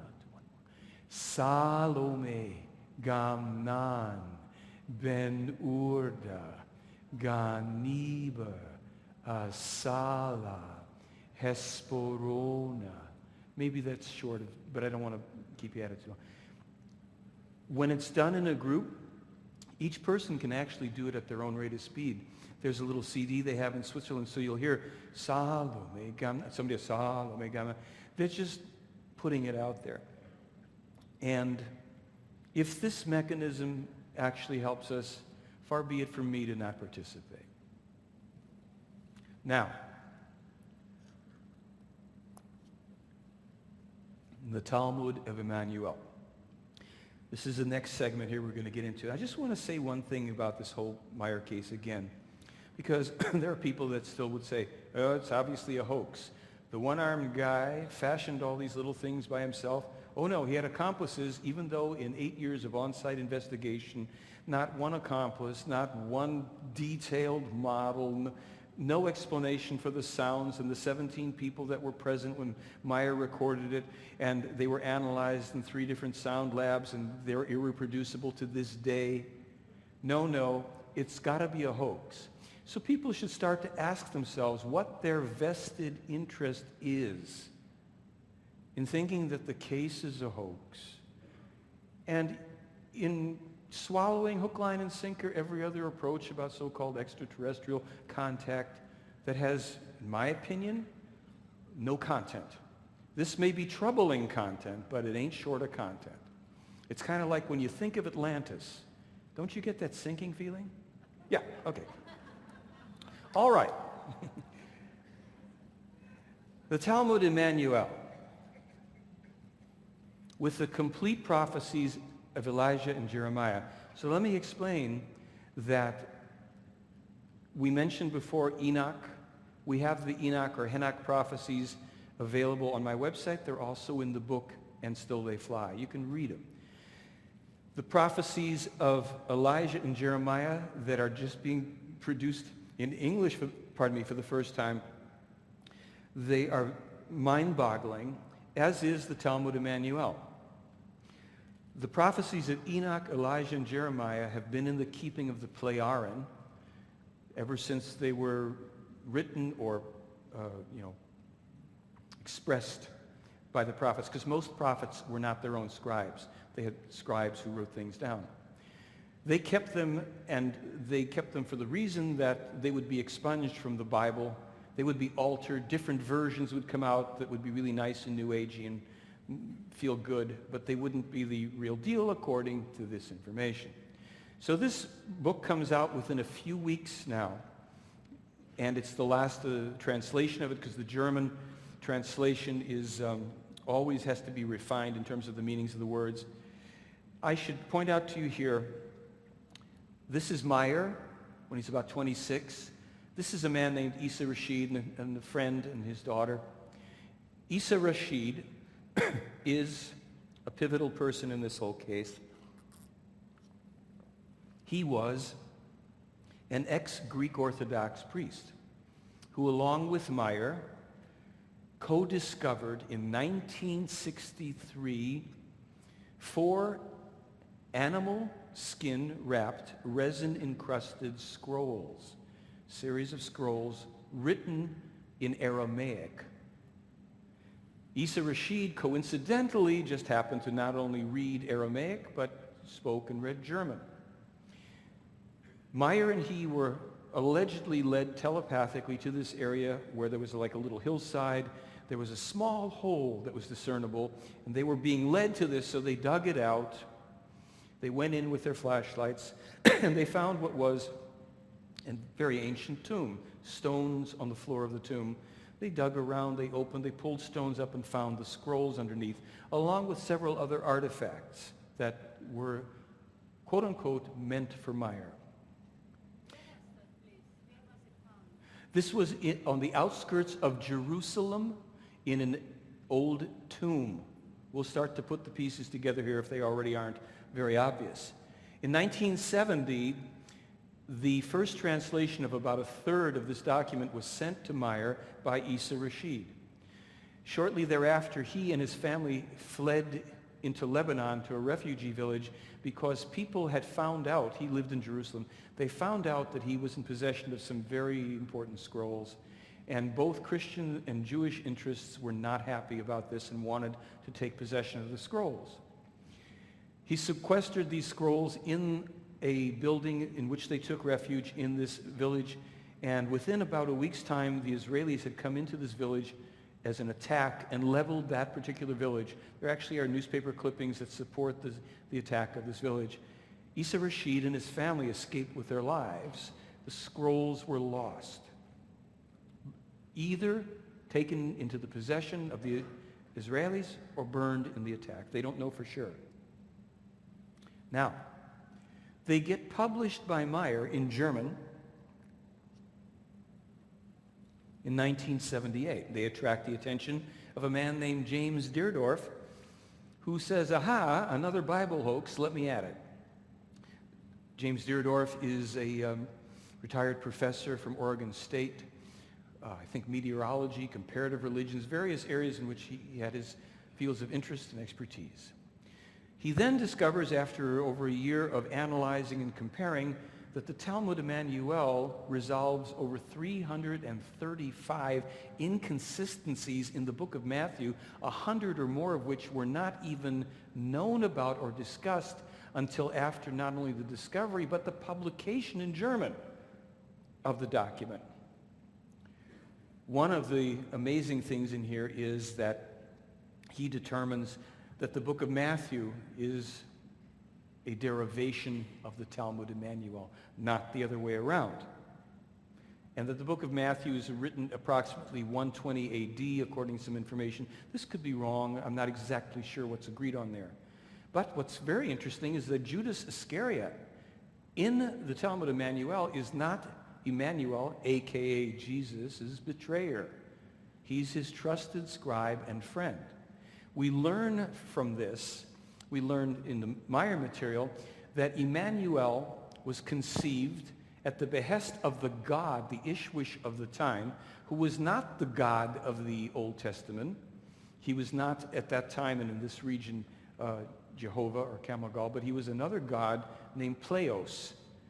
And the Pleiadian father was indeed a Pleiadian human named Gabriel, as we are familiar with from the New Testament. Emmanuel then is the fifth prophet in this specific lineage, as I mentioned before, and it is said that he survived the crucifixion and traveled with his family and Judas to India. He went through other countries on the way, preaching and getting thrown out of those countries as well.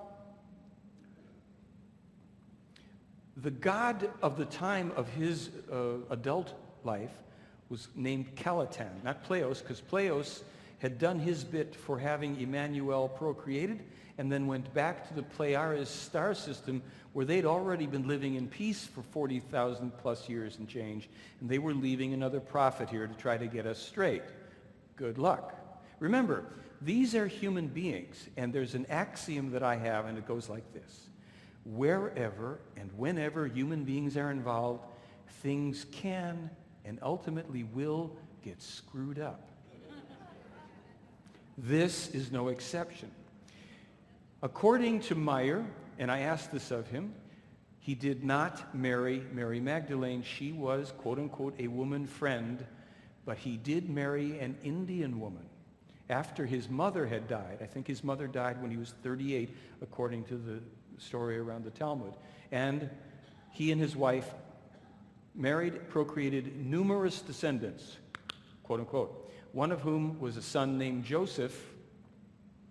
And after Emmanuel died between 105 and 120 and is buried near Srinagar, his son took the Talmud Emmanuel scrolls, the 4 scrolls, as Emmanuel had dictated to him to do, and went into Jerusalem, where now nobody is going to remember a non-existent son who's not going to say, hi, my dad was nailed up here, nothing like that. So he goes to where the tomb is, secures, hides the scrolls, where they are intended to rest for nearly 2,000 years. Now, Emmanuel, in the Talmud, foretells the coming of the next prophet by name, and that he will also be a true prophet whose teachings, like his own, like Emmanuel's own, will be falsified and made into cults and will evolve into a fanatical, dangerous cult. Now, Emmanuel, remember, the Jesus of the Bible is speaking to the Hebrews and Israelites, the scribes, the Pharisees, etc., right? I'm not a Bible scholar, so he's excoriating those people at the time. Those people in the temples, those people in the countryside, wherever he found people who he felt were being heretical and not true to spiritual teaching. And he said to the Israelites of the time, my own distant forefathers, I presume, because you have stolen these lands from the rightful owners, because you have burned and taken that which was not your own and deprived these people of their land, in 5 centuries comes another man, a true prophet too. And he will attract followers as I will under a false name, and his followers will give your descendants no peace until the end of time, unless your distant descendants make a true and just peace with the distant descendants of the rightful owners of these lands. He says that in the future, human beings of the future time are going to build these vehicles that can travel on the earth and on the water and in the skies, that they're going to fight with each other by creating metallic projectiles. They're going to fill them with the deadly cornerstones of life and deadly foul air, atomic, biological, chemical weapons. This was discovered in 63 and published the first time in 78. Okay. Then he mentions that human beings and their lust and greed for power are going to ignite the very oil of the earth and darken the skies, and soot will fall all over. Does anybody remember something like that happening? How about 1990, the Kuwaiti oil fires? Now look, here's a document that we can say, well, we can't prove it was discovered in 1963, but we can prove it was published in 78. Okay, atomic biological missiles, well, maybe someone could figure that out. Now we've got the darkened skies from the oil fires. Then he goes on and talks about a coming destruction of Jerusalem that reads very much like a nuclear attack. And of course, as I already said, again, he says, this is avoidable if Israel will make a true and just peace with the people that will no longer be on their ancestors' land. He says then that there is a danger of a new worldwide war, but simultaneously, while these terrible crises are coming to the fore during this time, the true teachings will again be presented to the world, and that they're not his teachings. They are the true eternal teachings of creation as have been presented before and ignored, corrupted, redacted, edited, eliminated from each of the prophets that preceded him. And he says that he will return, or his spirit, a new personality, will come again during that time to announce the celestial sons, meaning the people that would come from the heavens. Yeah? We okay there so far? I mean, that's even kind of hinted at, I think, in the New Testament. He says that the new prophet is going to live in a northern country. He's not going to have as much power over health and illness and all as he, Emmanuel, would have. But the eternal teachings will be revealed anew through this man and spread throughout the world in small groups over time until the truth is known to everyone on earth. But that time is going to take several centuries, up to 700 to 800 years past this time, before we've straightened ourselves out, unless we decide that we would like to get at it a little quicker. Now, in Srinagar, India, at the base of a tomb there, I think it's called Isa's tomb or something like that, are the impressions, the markings of 2 human feet with marks in the center of the feet, somewhere in here, of nails of a man who had been crucified. And I don't have the exact wording, but I think there's a legend that goes along with this. Here lies a great teacher who was, crucified in his country and came here to teach us something. There's also the tomb of Mary somewhere to be found, the mother of Emmanuel. Now, is this a new religion? Is that what everybody's being set up for? Is that what the Billy Meyer case is about? Well, remember, no. Illogical premise, what's in this book is true because the book says it's true. Now, remember I said that the Talmud Emmanuel was destroyed or is no longer in Meyer's possession, the original, right? Well, this really irks people. Well, we don't have an original. And I thought about it a lot. And I thought, well, you know, even the Bibles were composed and compiled and all that and edited decades, centuries after the original events may have occurred. There's something brilliant here. If we're trying to get away from this, what's in this book is true, the last thing we need is another precious ancient relic to go, look, it's in the book, so it's got to be true. It's the truth. Billy Meyer's telling the truth. The teachings of Emmanuel. Let's worship Emmanuel or Billy or whatever. Big mistake. So I think, and I've always thought this, the Plejaren people, if these are real beings, and you notice I've never said they are real, I've said alleged every time, because I can't prove their existence. I think I can make the best case for it. But if they are existing, and if those are their spaceships, and if they really can travel through space and possibly through time, they allegedly took Meyer back to meet Emmanuel. That's pretty mind-blowing. That's in the film. You'll hear about that. If that's true, I hope that indicates that they are a few curves ahead of us on the road, and they might have come to some position to say, well, let's let the thing get crisped. And somebody says, well, you know, there won't be an original left. And somebody else says, great. No more worship of books. We're trying to get people out of the age of beliefs and into the age of knowledge.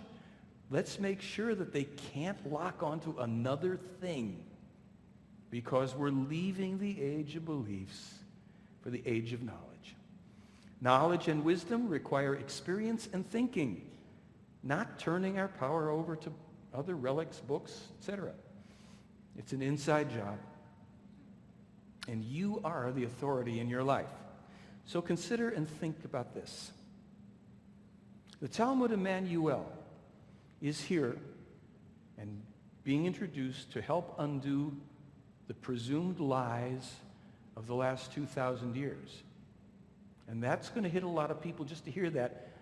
That's going to make some funny stuff. And we have a workshop that you might want to hang out for. Emmanuel, you will be misunderstood and denounced because Earth humans are still ignorant and addicted to delusionary beliefs. They believe that God is creation itself and not the ruler of the celestial sons and these human lineages. Earth people attribute to him the omnipotence of creation and glorify him as creation itself. Maybe they're talking about Caladan at that point. But God is a terrestrial human being like all the celestial sons and the terrestrial humans, except that he is vastly greater in consciousness than they are. Creation, however, is of immeasurably higher standing than God, the Lord over the celestial sons and terrestrial humans, because creation is the immeasurable enigma. Emmanuel, you will also be slandered as God and his only begotten Son, and you too will be equated with the mysterious creation. Do not heed these false teachings, however, because millennia will pass before the people of these human lineages are capable of recognizing the truth, and much human blood will be shed because of you, including your own and that of countless generations. Notwithstanding, fulfill your mission as the King of Wisdom, as the son of Gabriel, the celestial son. The law for your creation was issued in the name of God, so that you may serve as prophet and pioneer of wise knowledge for these human lineages. Fulfill your mission unperturbed by the irrationality and all false teachings of the scribes and Pharisees, and despite the disbelieving people. Hence, following the fulfillment of your mission, centuries and 2 millennia will pass before the truth of the knowledge you brought to the people will be recognized and disseminated by a few humans. Not until the time of space-traveling machines will the truth break through and gradually shake the false teachings that you are the Son of God or creation. And this will be the time when we, celestial sons, begin to reveal ourselves anew to earth humans, when they will have become knowing and will threaten the structure of the heavens with their acquired powers. Now look, here is the alleged original Lord's Prayer. I'll read it to you. It'll be available on this DVD, and it's in the Talmud too.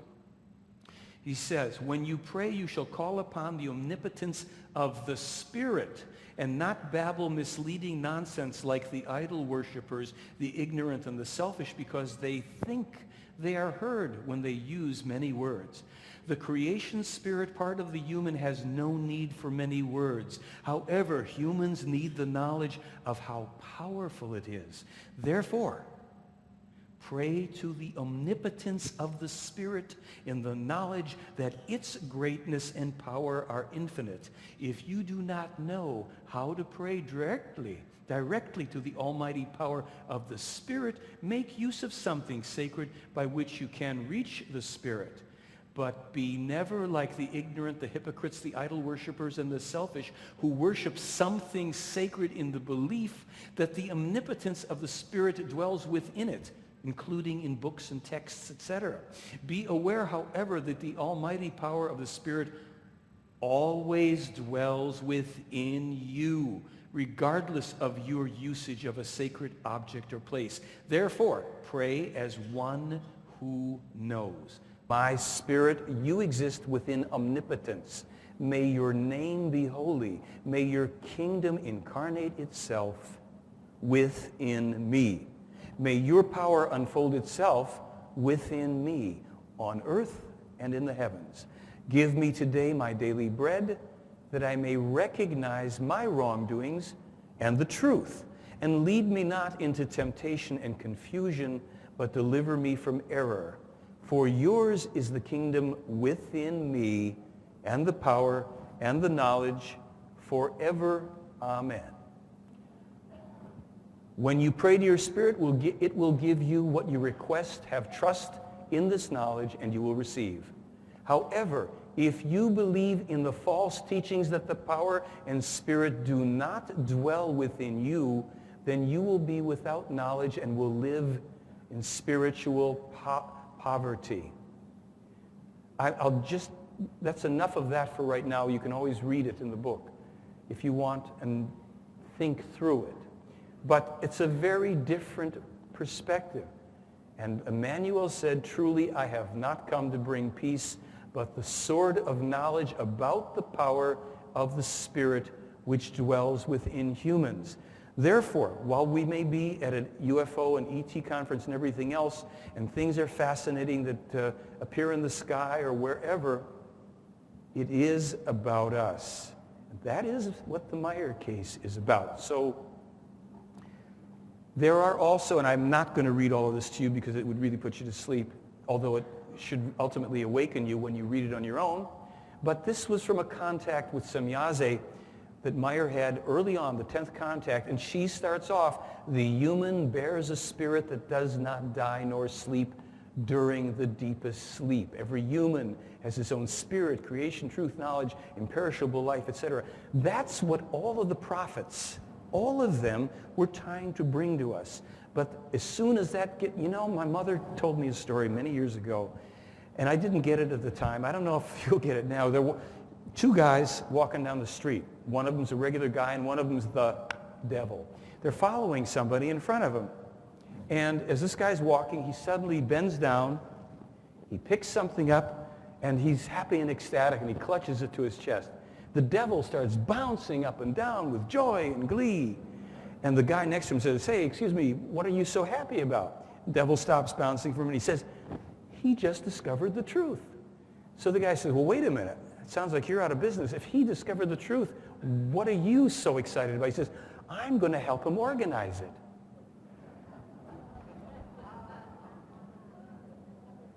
So all of this contact, this is a beautiful, it goes on for like 200 sentences, and it's probably the most inspirational thing I've ever read because it just keeps on reflecting you back internally to then that which created all things and sustains everything and our connection to it. There's no fear, there's no threats, there's no God taking side in football games or wars, there's nobody saying if you don't do this and look that way, I'm going to be dipping you forever in a molten lake. There's no harps to play.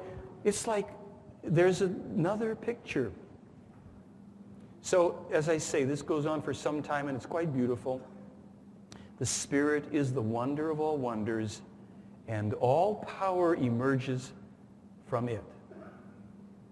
Again, from the Talmud, so it will come true in 2 times 1,000 years when humans have become knowledgeable. My actual unfalsified teachings revealed anew. The new prophet of that distant future will not possess as much strength and power over evil and sickness, but his knowledge will surpass mine, and his revelations about my real teachings will shake the foundations of the entire earth. For in his time, the world will be inundated by my teachings as falsified by the distorters of the scriptures, and it will be living in false religious cults that bring death.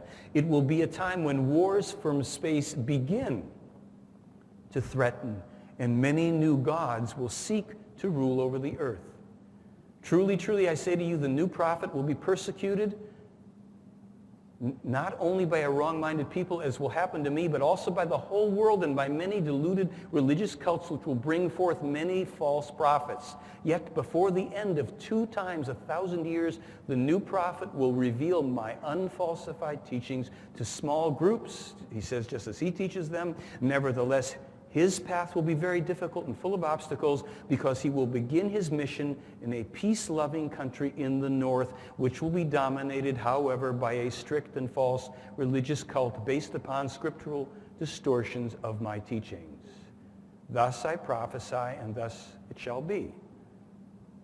And this, remember I said, Emmanuel prophesies the destruction of Jerusalem as well. When the land seized by the Israelites is attacked, people shouldn't go back and get things. Pregnant women will suffer.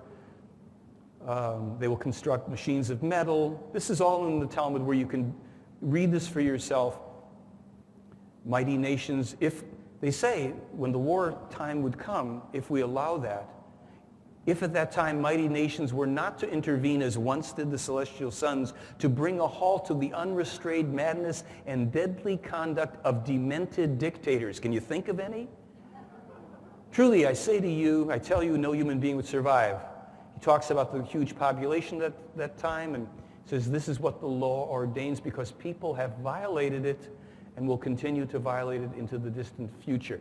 This was the quote where he talks about the makeup of the earth, sky, and air will be disturbed, and the land will burn because of the black oil of the earth, ignited by people's craving for power. Now, he says here, the sky will darken and rage for 1,000 days. That didn't turn out to be true, or they're going to do it again, I hope not. But this is, 2,000 years in advance, you get it off. You hit the big ones, but you miss the duration. I don't know. Figure it out for yourself. And as he says, creation alone stands far above all humankind, and it alone deserves honor and praise, just as it renders honor and praise to the absolute power above it. Emmanuel in his time is saying, we live in a universe, a creation, and there are creations above and beyond it. This is evolution. And yet, if you look at the Meyer case, they debunk Darwinian evolution. That's another story. We have that on the website. And that people must not put God, the terrestrial ruler, above the creation. Since I will certainly return at that time, I will let them recognize me. This is as the law and destiny ordain it, and so it shall be. But remember, this is the most important slide within the context of the Meyer case and what we're leading to here. No deification, no worship, no exaltation, no adoration. A little respect for a job that's very thankless. For as lightning flashes and illuminates from start to finish, so will be my coming in the future, when I will bring the teachings anew and announce the legions of the celestial sons. At that time I will have a renewed life and will again be accused of deception and blasphemy across the entire world, until the teachings of truth will bring about insight, change in the people. And this time the prophet will type his own teachings, and he will ride with the celestial sons and will take photographs from inside one of the craft, of the other craft, outside, to fulfill that part of the prophecy. And then he will type the prophecies and the teachings for this time himself, after losing his arm in a bus accident that he was warned about 10 years in advance. And we will bring you, by the summer of this year, a fairly complete new film that we want you to see a little bit of now.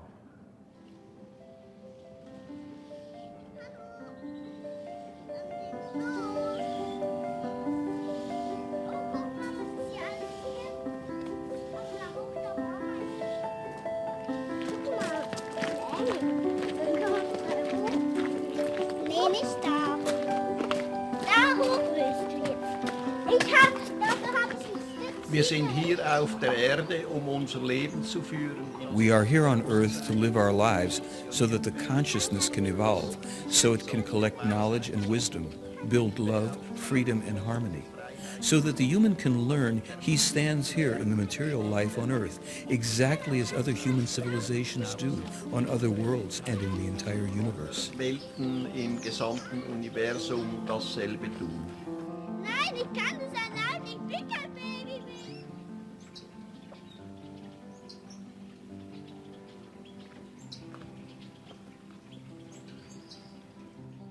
Mein Name ist Eduard Albert Meyer. My name is Edward Albert Meyer, but around the world I'm simply known as Billy. I received this name when I was in Tehran on my journeys. Since then, this name has remained with me. Und seither ist mir dieser Name geblieben. Hier ein Andenken, dass man... Here's a souvenir that they had nailed onto the main door to my home. It's enough, you dog, you will be put down. Shortly after they had nailed this letter to my... Oops. Sorry, folks.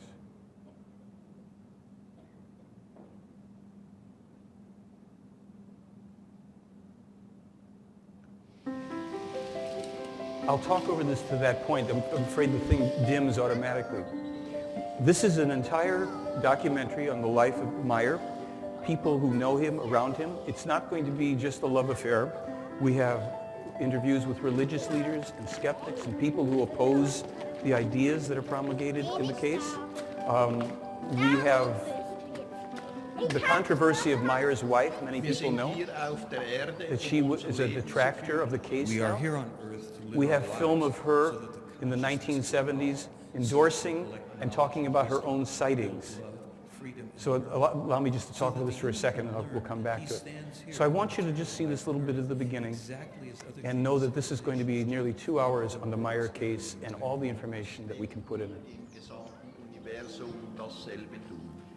Nein, ich kann das allein. Ich bin kein Baby mehr.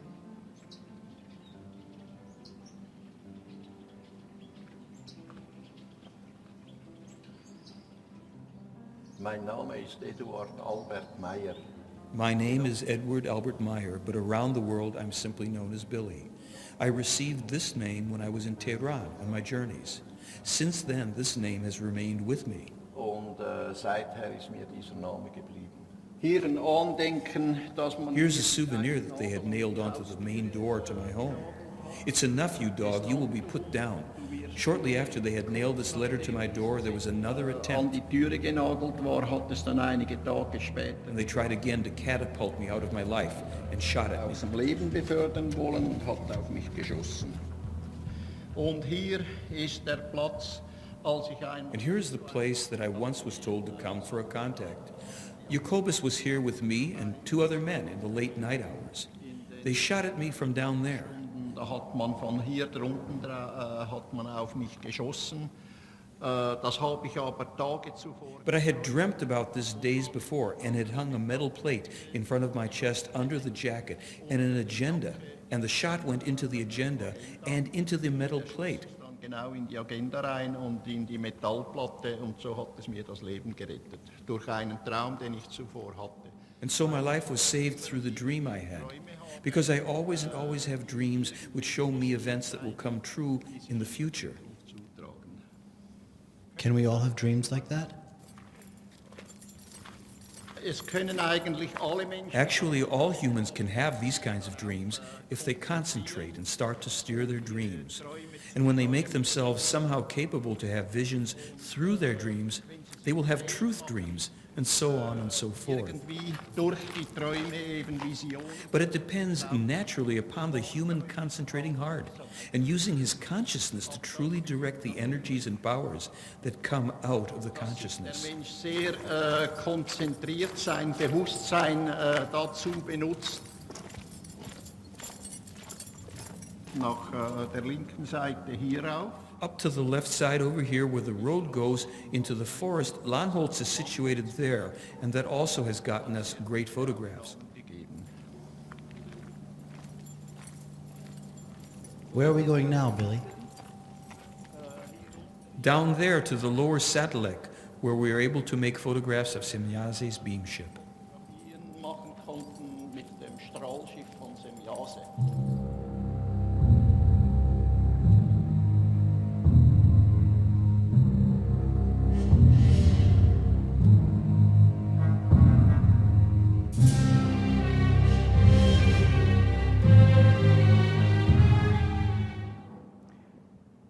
That's the trailer. Thank you. You saw the roads he was walking down there?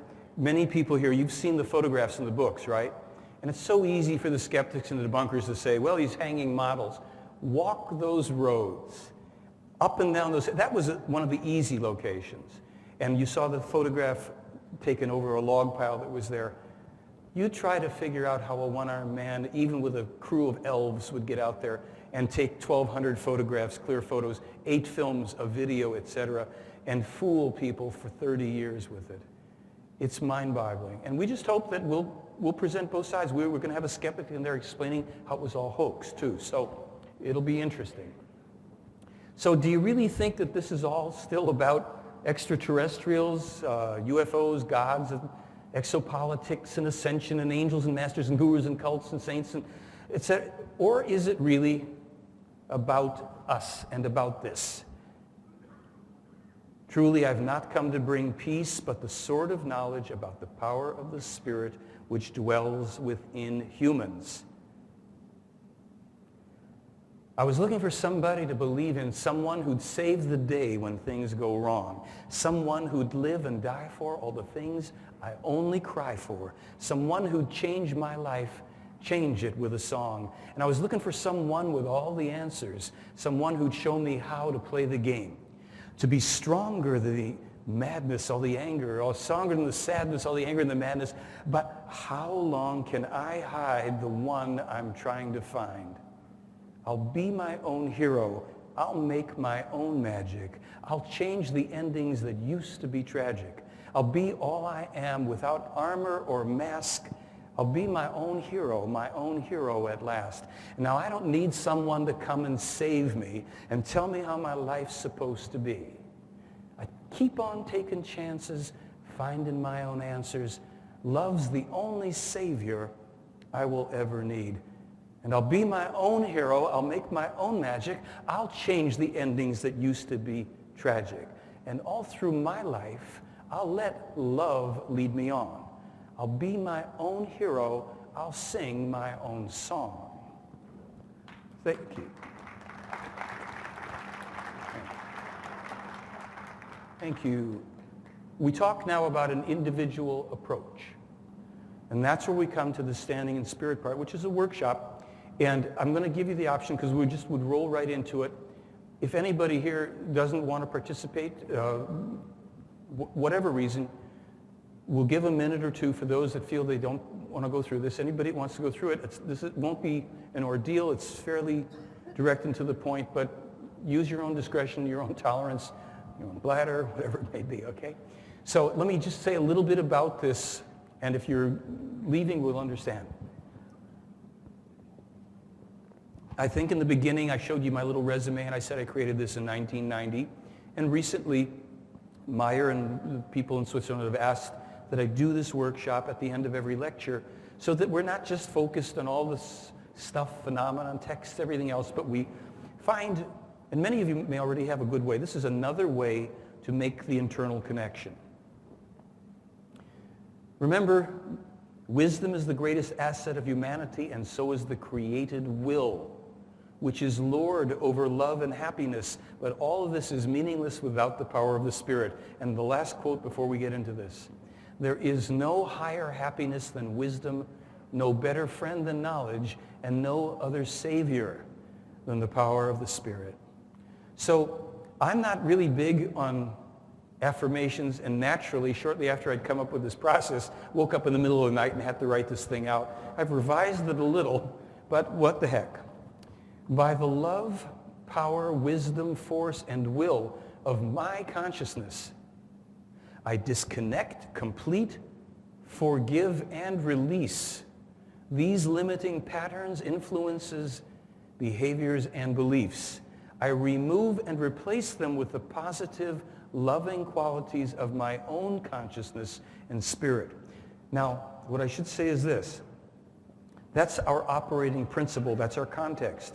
That is not to say that what we're going to do is say affirmations over things inside of us that are not true, which is why I don't particularly like affirmations per se.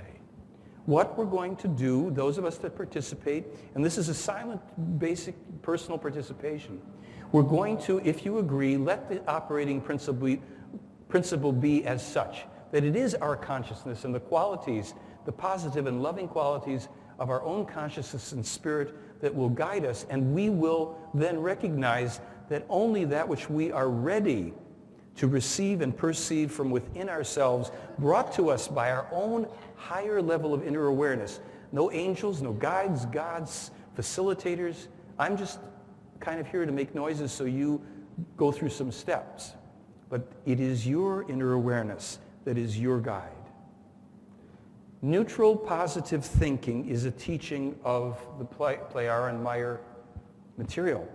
And it means that we first have to discover what is, whether we like it or not. I sometimes say that a negative aspect of America, not a positive one, there are positive ones, is our allergic reaction to things we don't like, what we don't want to hear about, we don't like that they exist, they inconvenience us. In our personal lives, we have the opportunity to mature our perceptions beyond like and dislike and let what we don't like or what's uncomfortable to us present itself with our inner consciousness being our own guide, that we may then accept the reality of that non-preferred state and process it and come to remove and replace with the positive, loving qualities of consciousness and spirit. So the way this works is, and we'll go through it in a moment, I'm just kind of giving you the ground rules.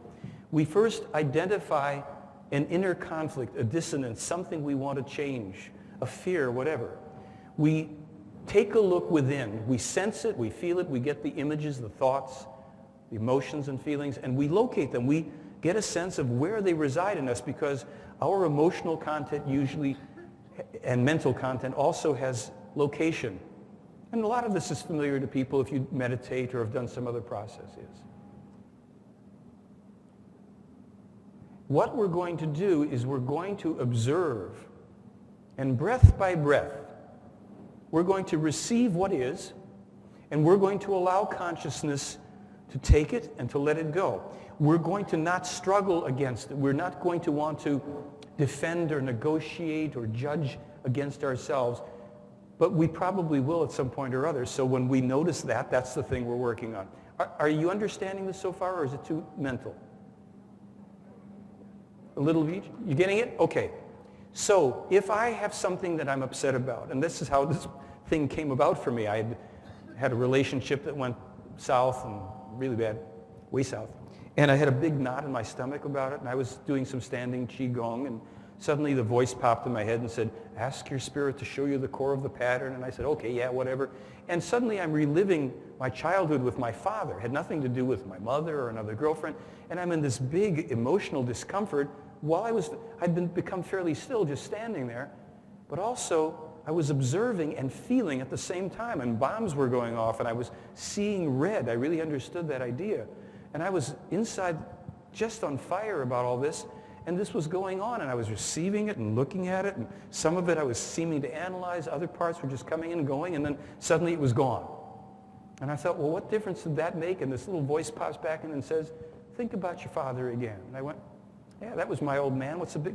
Wait a minute. Where's the knot? And then think about her. I went, yeah, nice girl. What's the problem here? And I went, wow, what is this? So every day for 2 weeks I came back to class and I would pick on myself. I'd find something to stimulate my internal grief about. And just do this process of following it and breathing with it and observing and not trying to overly analyze, but analysis can be a part of it. Anyhow, my point here is this, that we're going to focus not on yogic breathing or anything special. We're just not going to hold our breath. We're going to let what comes up be there, and we're going to, when the breath comes in, we receive it. When the breath goes out, we release that breath in that moment. It may change, it may not change, it may dissipate, etc. You're going to be your own workshop for this. I'm just going through the drill here. So the experience is within you, and this isn't about screaming and crying and doing primal therapy. It's really about awareness and how the consciousness brings us that which we're ready to experience at any time that we will still ourselves enough. Now, let me just see what our next slide is here. Okay. So what I'm going to say to you, and don't worry about the slide part of it, we'll just do this at this point. So just make yourself as reasonably comfortable as you can. Basically uncross yourself if you are comfortable sitting 2 feet on the floor, and you can have your hands in your lap. Just don't do any of this stuff because it's a little restricting. And what you're going to do in a moment, and this is my last part of talking it through, is you're going to find something that you'd like to work on in the privacy of your own consciousness that you don't have to tell me or any other person about, even though I'm going to talk to you about some stuff. So we're going to take about a minute. As I'm talking to you, just find some issue. You can close your eyes for this. You can leave them open, whatever you're comfortable with. Something that's issue for you. And if it's the first thing that comes up, take it, because maybe it'll be something you can work with here in this process. And just find something. And if you have nothing at all that bothers you, congratulations. Make something up. I don't know. Okay. We've already agreed, and you can keep your eyes open or closed here.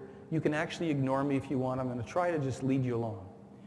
We've agreed that our inner wisdom is the guide. I'm going to ask you to put your attention on this original situation, this issue, this thing right now that you want to get in touch with to improve in some way. I want you to know that your consciousness is going to do the work, and you have to simply be attentive. Observe yourself. Be patient and forgiving with yourself, and we're not worried about perfection. We're just doing a little piece of work. I want you to focus on the part of your body, your entire body and being, where your attention may be drawn related to this situation, this issue. And all I want you to do right now is I want you to breathe in and out and continue to do that for many decades to come, but just while we're here, stay with it. And I want you to try to keep this issue in the forefront of your inner awareness. Some people see pictures or movies, some don't. Some just have an idea, a feeling, a sound, a memory. Whatever is true for you, I want you to be with that issue now. I simply want you to do breath by breath. Let it come and let the breath go, and just be there for whatever is. There may be nothing, something, a lot, a little. We're just taking our first step into this process. Breathe, observe, feel. Stay present with and for yourself, for no one else. We'll only take another 10, 20 seconds just for this, so you can just observe.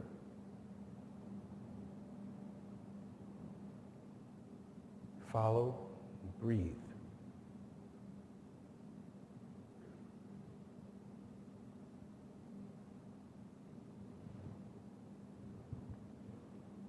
Breath by breath, just take a little time. And don't worry, this can always be shown to you at yet another time, and you'll get it. Now, just notice for yourself. Bring up this idea of reintroducing the thing you were working with. And we're doing a kind of compressed version of this, albeit. just bring up that situation and notice it again and see if it resides in the same place inside of you, with the same intensity, more or less. And if you are willing, if it's not uncomfortable for you, see if you can provoke it a little more. Enrich the picture.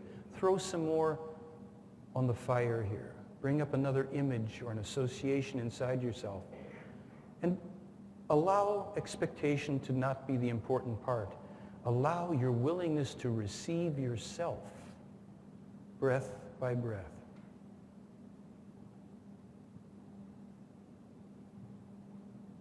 There is no wrong way to do this.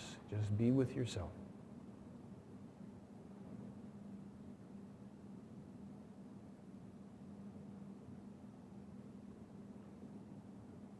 And just spend a few more seconds. We're going to do that again.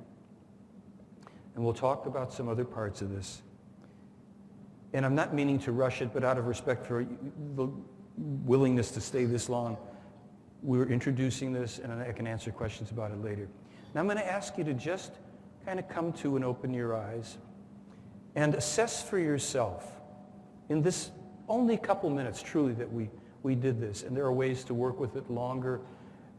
Just assess for yourself your own experience, which I'm not trying to put any limits or size on. How did you feel about being perhaps uncomfortable? Yeah, how did you feel about being uncomfortable? Did you resist, deny, judge, get impatient? Were you able to stay focused? Did something change? Did you get an insight? Did you get the sense that you are capable, through an internal richness, a capacity that may not have yet been fully tapped, to develop and to grow and to connect in ways that maybe have not been that which we've been taught externally? Again, this is a couple short minutes here. Here's how you can know when this method or any other method that you work with for your own personal growth actually works for you. This is one of the tests. In a longer session, like when I would do groups of people or do individual sessions for up to a half hour or whatever, sometimes you get these wonderful, great ahas, and we finally clear this thing, and I don't feel it in my body. I said, great, great, great, wonderful. Now, here's how you're going to know if it really made a difference. This situation, this memory, this incident, this external or internal, will arise or come again into your life. You can almost guarantee it, right? That we don't fully eliminate and totally rid ourselves of every issue in our lives and every trauma. But what we do is we develop through, this is like pulling the curtain away. The more you do this kind of approach, you pull the curtain away on the Wizard of Oz. Because, and this was from my own discovery, the wizard has run us for a long time with whatever these internal issues are. It goes boo, and we go into habitual. We shut down, we react habitually. That's what neurotic behavior is. The same response to stimuli, to things that have no relation to our original traumas. And we're not going to get into a big psychological discovery or discussion. But when we are willing to receive, whether we like it or not, what is present for us, and we can breathe, we can respire through it, and we go, oh, really? Okay, give me your best shot. And it goes kaboom. And you go, well, give me your best shot. And it goes kaboom. We get at a certain point, and it may or may not happen after 3 minutes of introducing the idea, that is it, folks. That energy that puts us into our contraction, our fear, our shutdown, or whatever, that is all it takes to do it, because it's all it ever needed to take from the earliest point of our life, and we would cooperate and habitually go shut down in fear, whatever. When we are face to face with that wizard and we've pulled the curtain aside and it's going boo, at first it hurts. It makes us uncomfortable. We want to run and deny and judge and get away from it. And so we come back knowing that our inner wisdom is not going to give us anything we cannot handle. We go back. We say, okay, well, give me the best shot. And after a while, that knot, that mass, that congealed thing, whatever you saw or felt or sensed, starts to dissipate as it does in any dream when you focus on it. Not because I'm trying to say, I'm a lovable, wonderful person, I'm rich, I want the... You know, rich people don't have affirmations in the refrigerator saying, I'm a wealthy person. They know they're wealthy people. They got other things going on. And people that are healed of this issue or that, they don't have to put that up there either. So even the operating principles, just to acknowledge for ourselves, we have this inner consciousness ever developing. It is the miracle, the wisdom within, the spirit, the way it feeds our consciousness, all this stuff that we can learn about. And so if we will be curious like kids, you know, when children get curious about stuff, they're not in fear. There's that, isn't it a biblical saying, perfect love casteth out all fear? So love is understanding too. It is not necessarily to believe or to act or feel. It's to understand, to receive, to support that which is the best thing. When we do it for others, we love others. When we do it for ourselves, we're truly loving ourselves. So this is not about you have to follow anybody. The gift is to be reminded that you can trust your inner wisdom. When you have something, and no matter how long standing, you will not be overwhelmed. When you ask your own inner wisdom, your consciousness, if you want, your spirit, to guide and give you that which you're ready to receive and perceive. And sometimes, you know what? You get nothing. And sometimes nothing changes. And sometimes there are ahas. There can be all sorts of stuff, and I'm not going to make suggestions to you so that this is not a hypnosis session. This is for you to find out. And I really invite you to know that one of the ways of testing it, therefore, is when the external stimuli appears or reappears, do you have no choice over your behavior and you do the same thing? It's okay if you're aware of it. And I've been there, and I still go there sometimes with certain issues. Something stimulates it, and I'm back in my jive, but I know I'm doing it. When I'm in my next better self, I do anything but my regular song and dance when that thing is said to me or when I come in contact with that particular person that still has my button or whatever. But I know I'm doing it, and when I know that a degree of mastery has occurred is when I go, okay, I'm not doing that. I think I'm going to do a specific other thing. I have choice.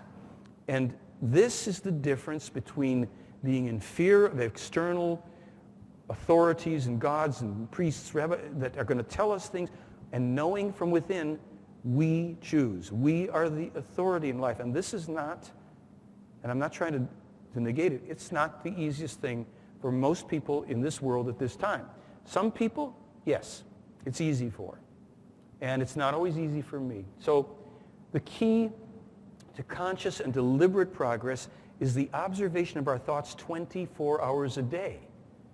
We choose. As we observe our thoughts, we notice what we're thinking and what we're perpetuating. So if we don't like that world out there, that relationship, we listen as we see the thought, as we hear the thought, as we feel it, we can say no thank you. Some people go uncreate that, not preferred, whatever. We replace it with a thought of our choosing. But we first have to acknowledge it. That's coming right back to what is. So we take back the power from the external source. This is our work. When the teachings are to be spread anew, quote unquote, sorry folks, it has nothing to do with that the teachings are that extraterrestrials are coming and that we have them walking among us and they're in the supermarkets and we're going to be on ships and I'm channeling this one. It's much more universally true. These extraterrestrials in this case, they meditate, they do their own work, and they make their mistakes to this day. And there's some famous ones in this case. So this isn't about perfection. It's about the process and the progress. When we think for ourselves, we do rediscover this immense and liberating power of true knowledge and timeless wisdom. That's the gift of life. Not the ETs, not the prophets. It's the gift of life, of the creation, of the spirit. It takes a reintroduction, a battle to bring it back in a world where we have now 3 major religions at each other's throats and every ism on the planet going, adding to the mess.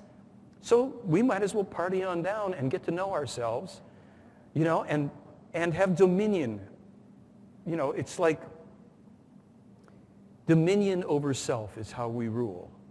And justice is the lustrous, crowning jewel. The light of truth comes shining through for all the people in the world like you and me. And that's the silent revolution of truth as well. So I'm going to do one more little lyric, if I may, that takes it out of one place and puts it in another. You wander through the world, you know there's something you were born to do. And everywhere you wander, you'll hear your destiny call out to you. It's ringing true, for you are the hope of tomorrow.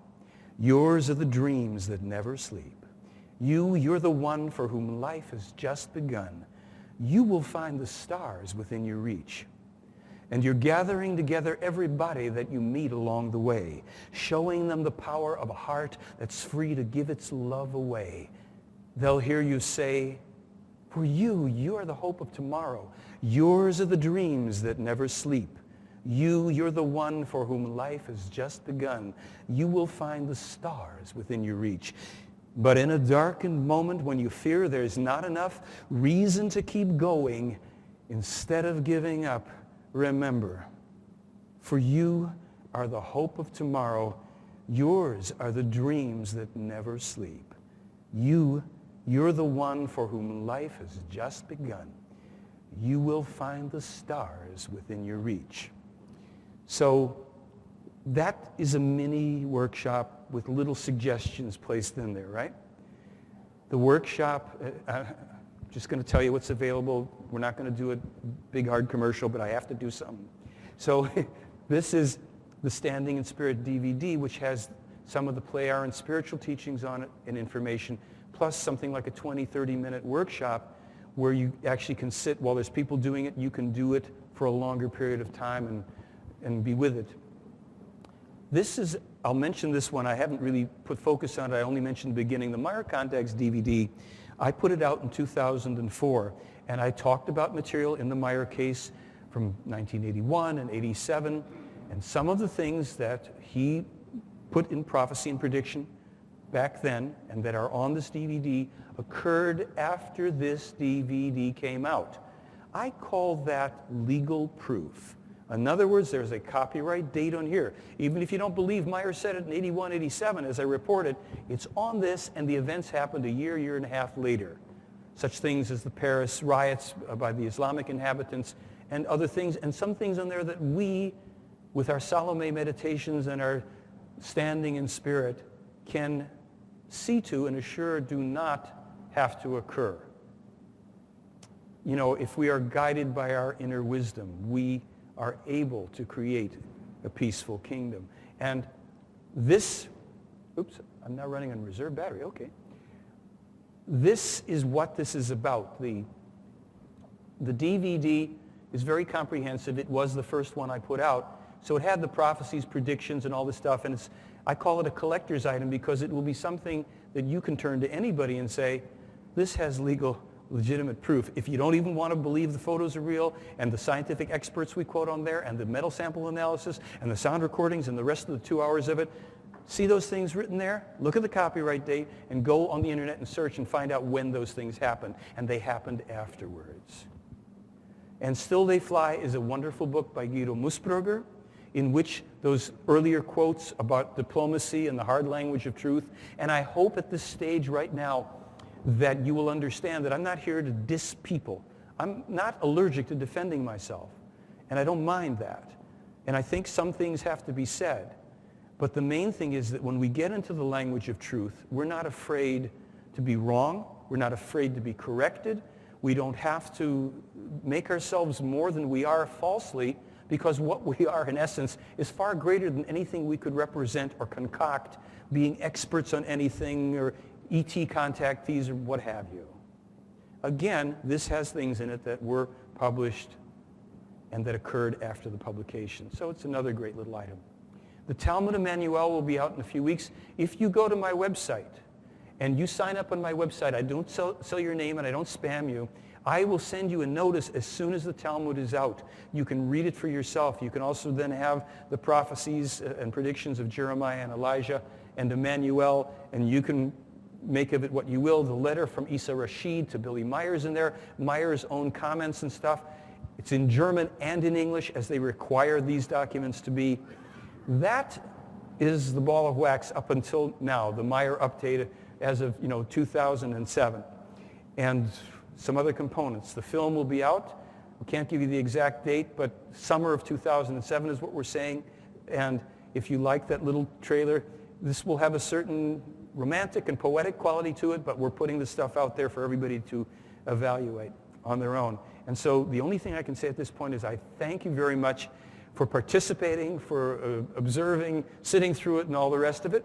And we'll be, if anybody wants the DVD or anything like that, we're in that room for a little bit until we have a meeting we have to go to, but we're in the main room over there. And feel free to find my associate Leon and me over there in a few minutes, okay? Thanks. Thank you.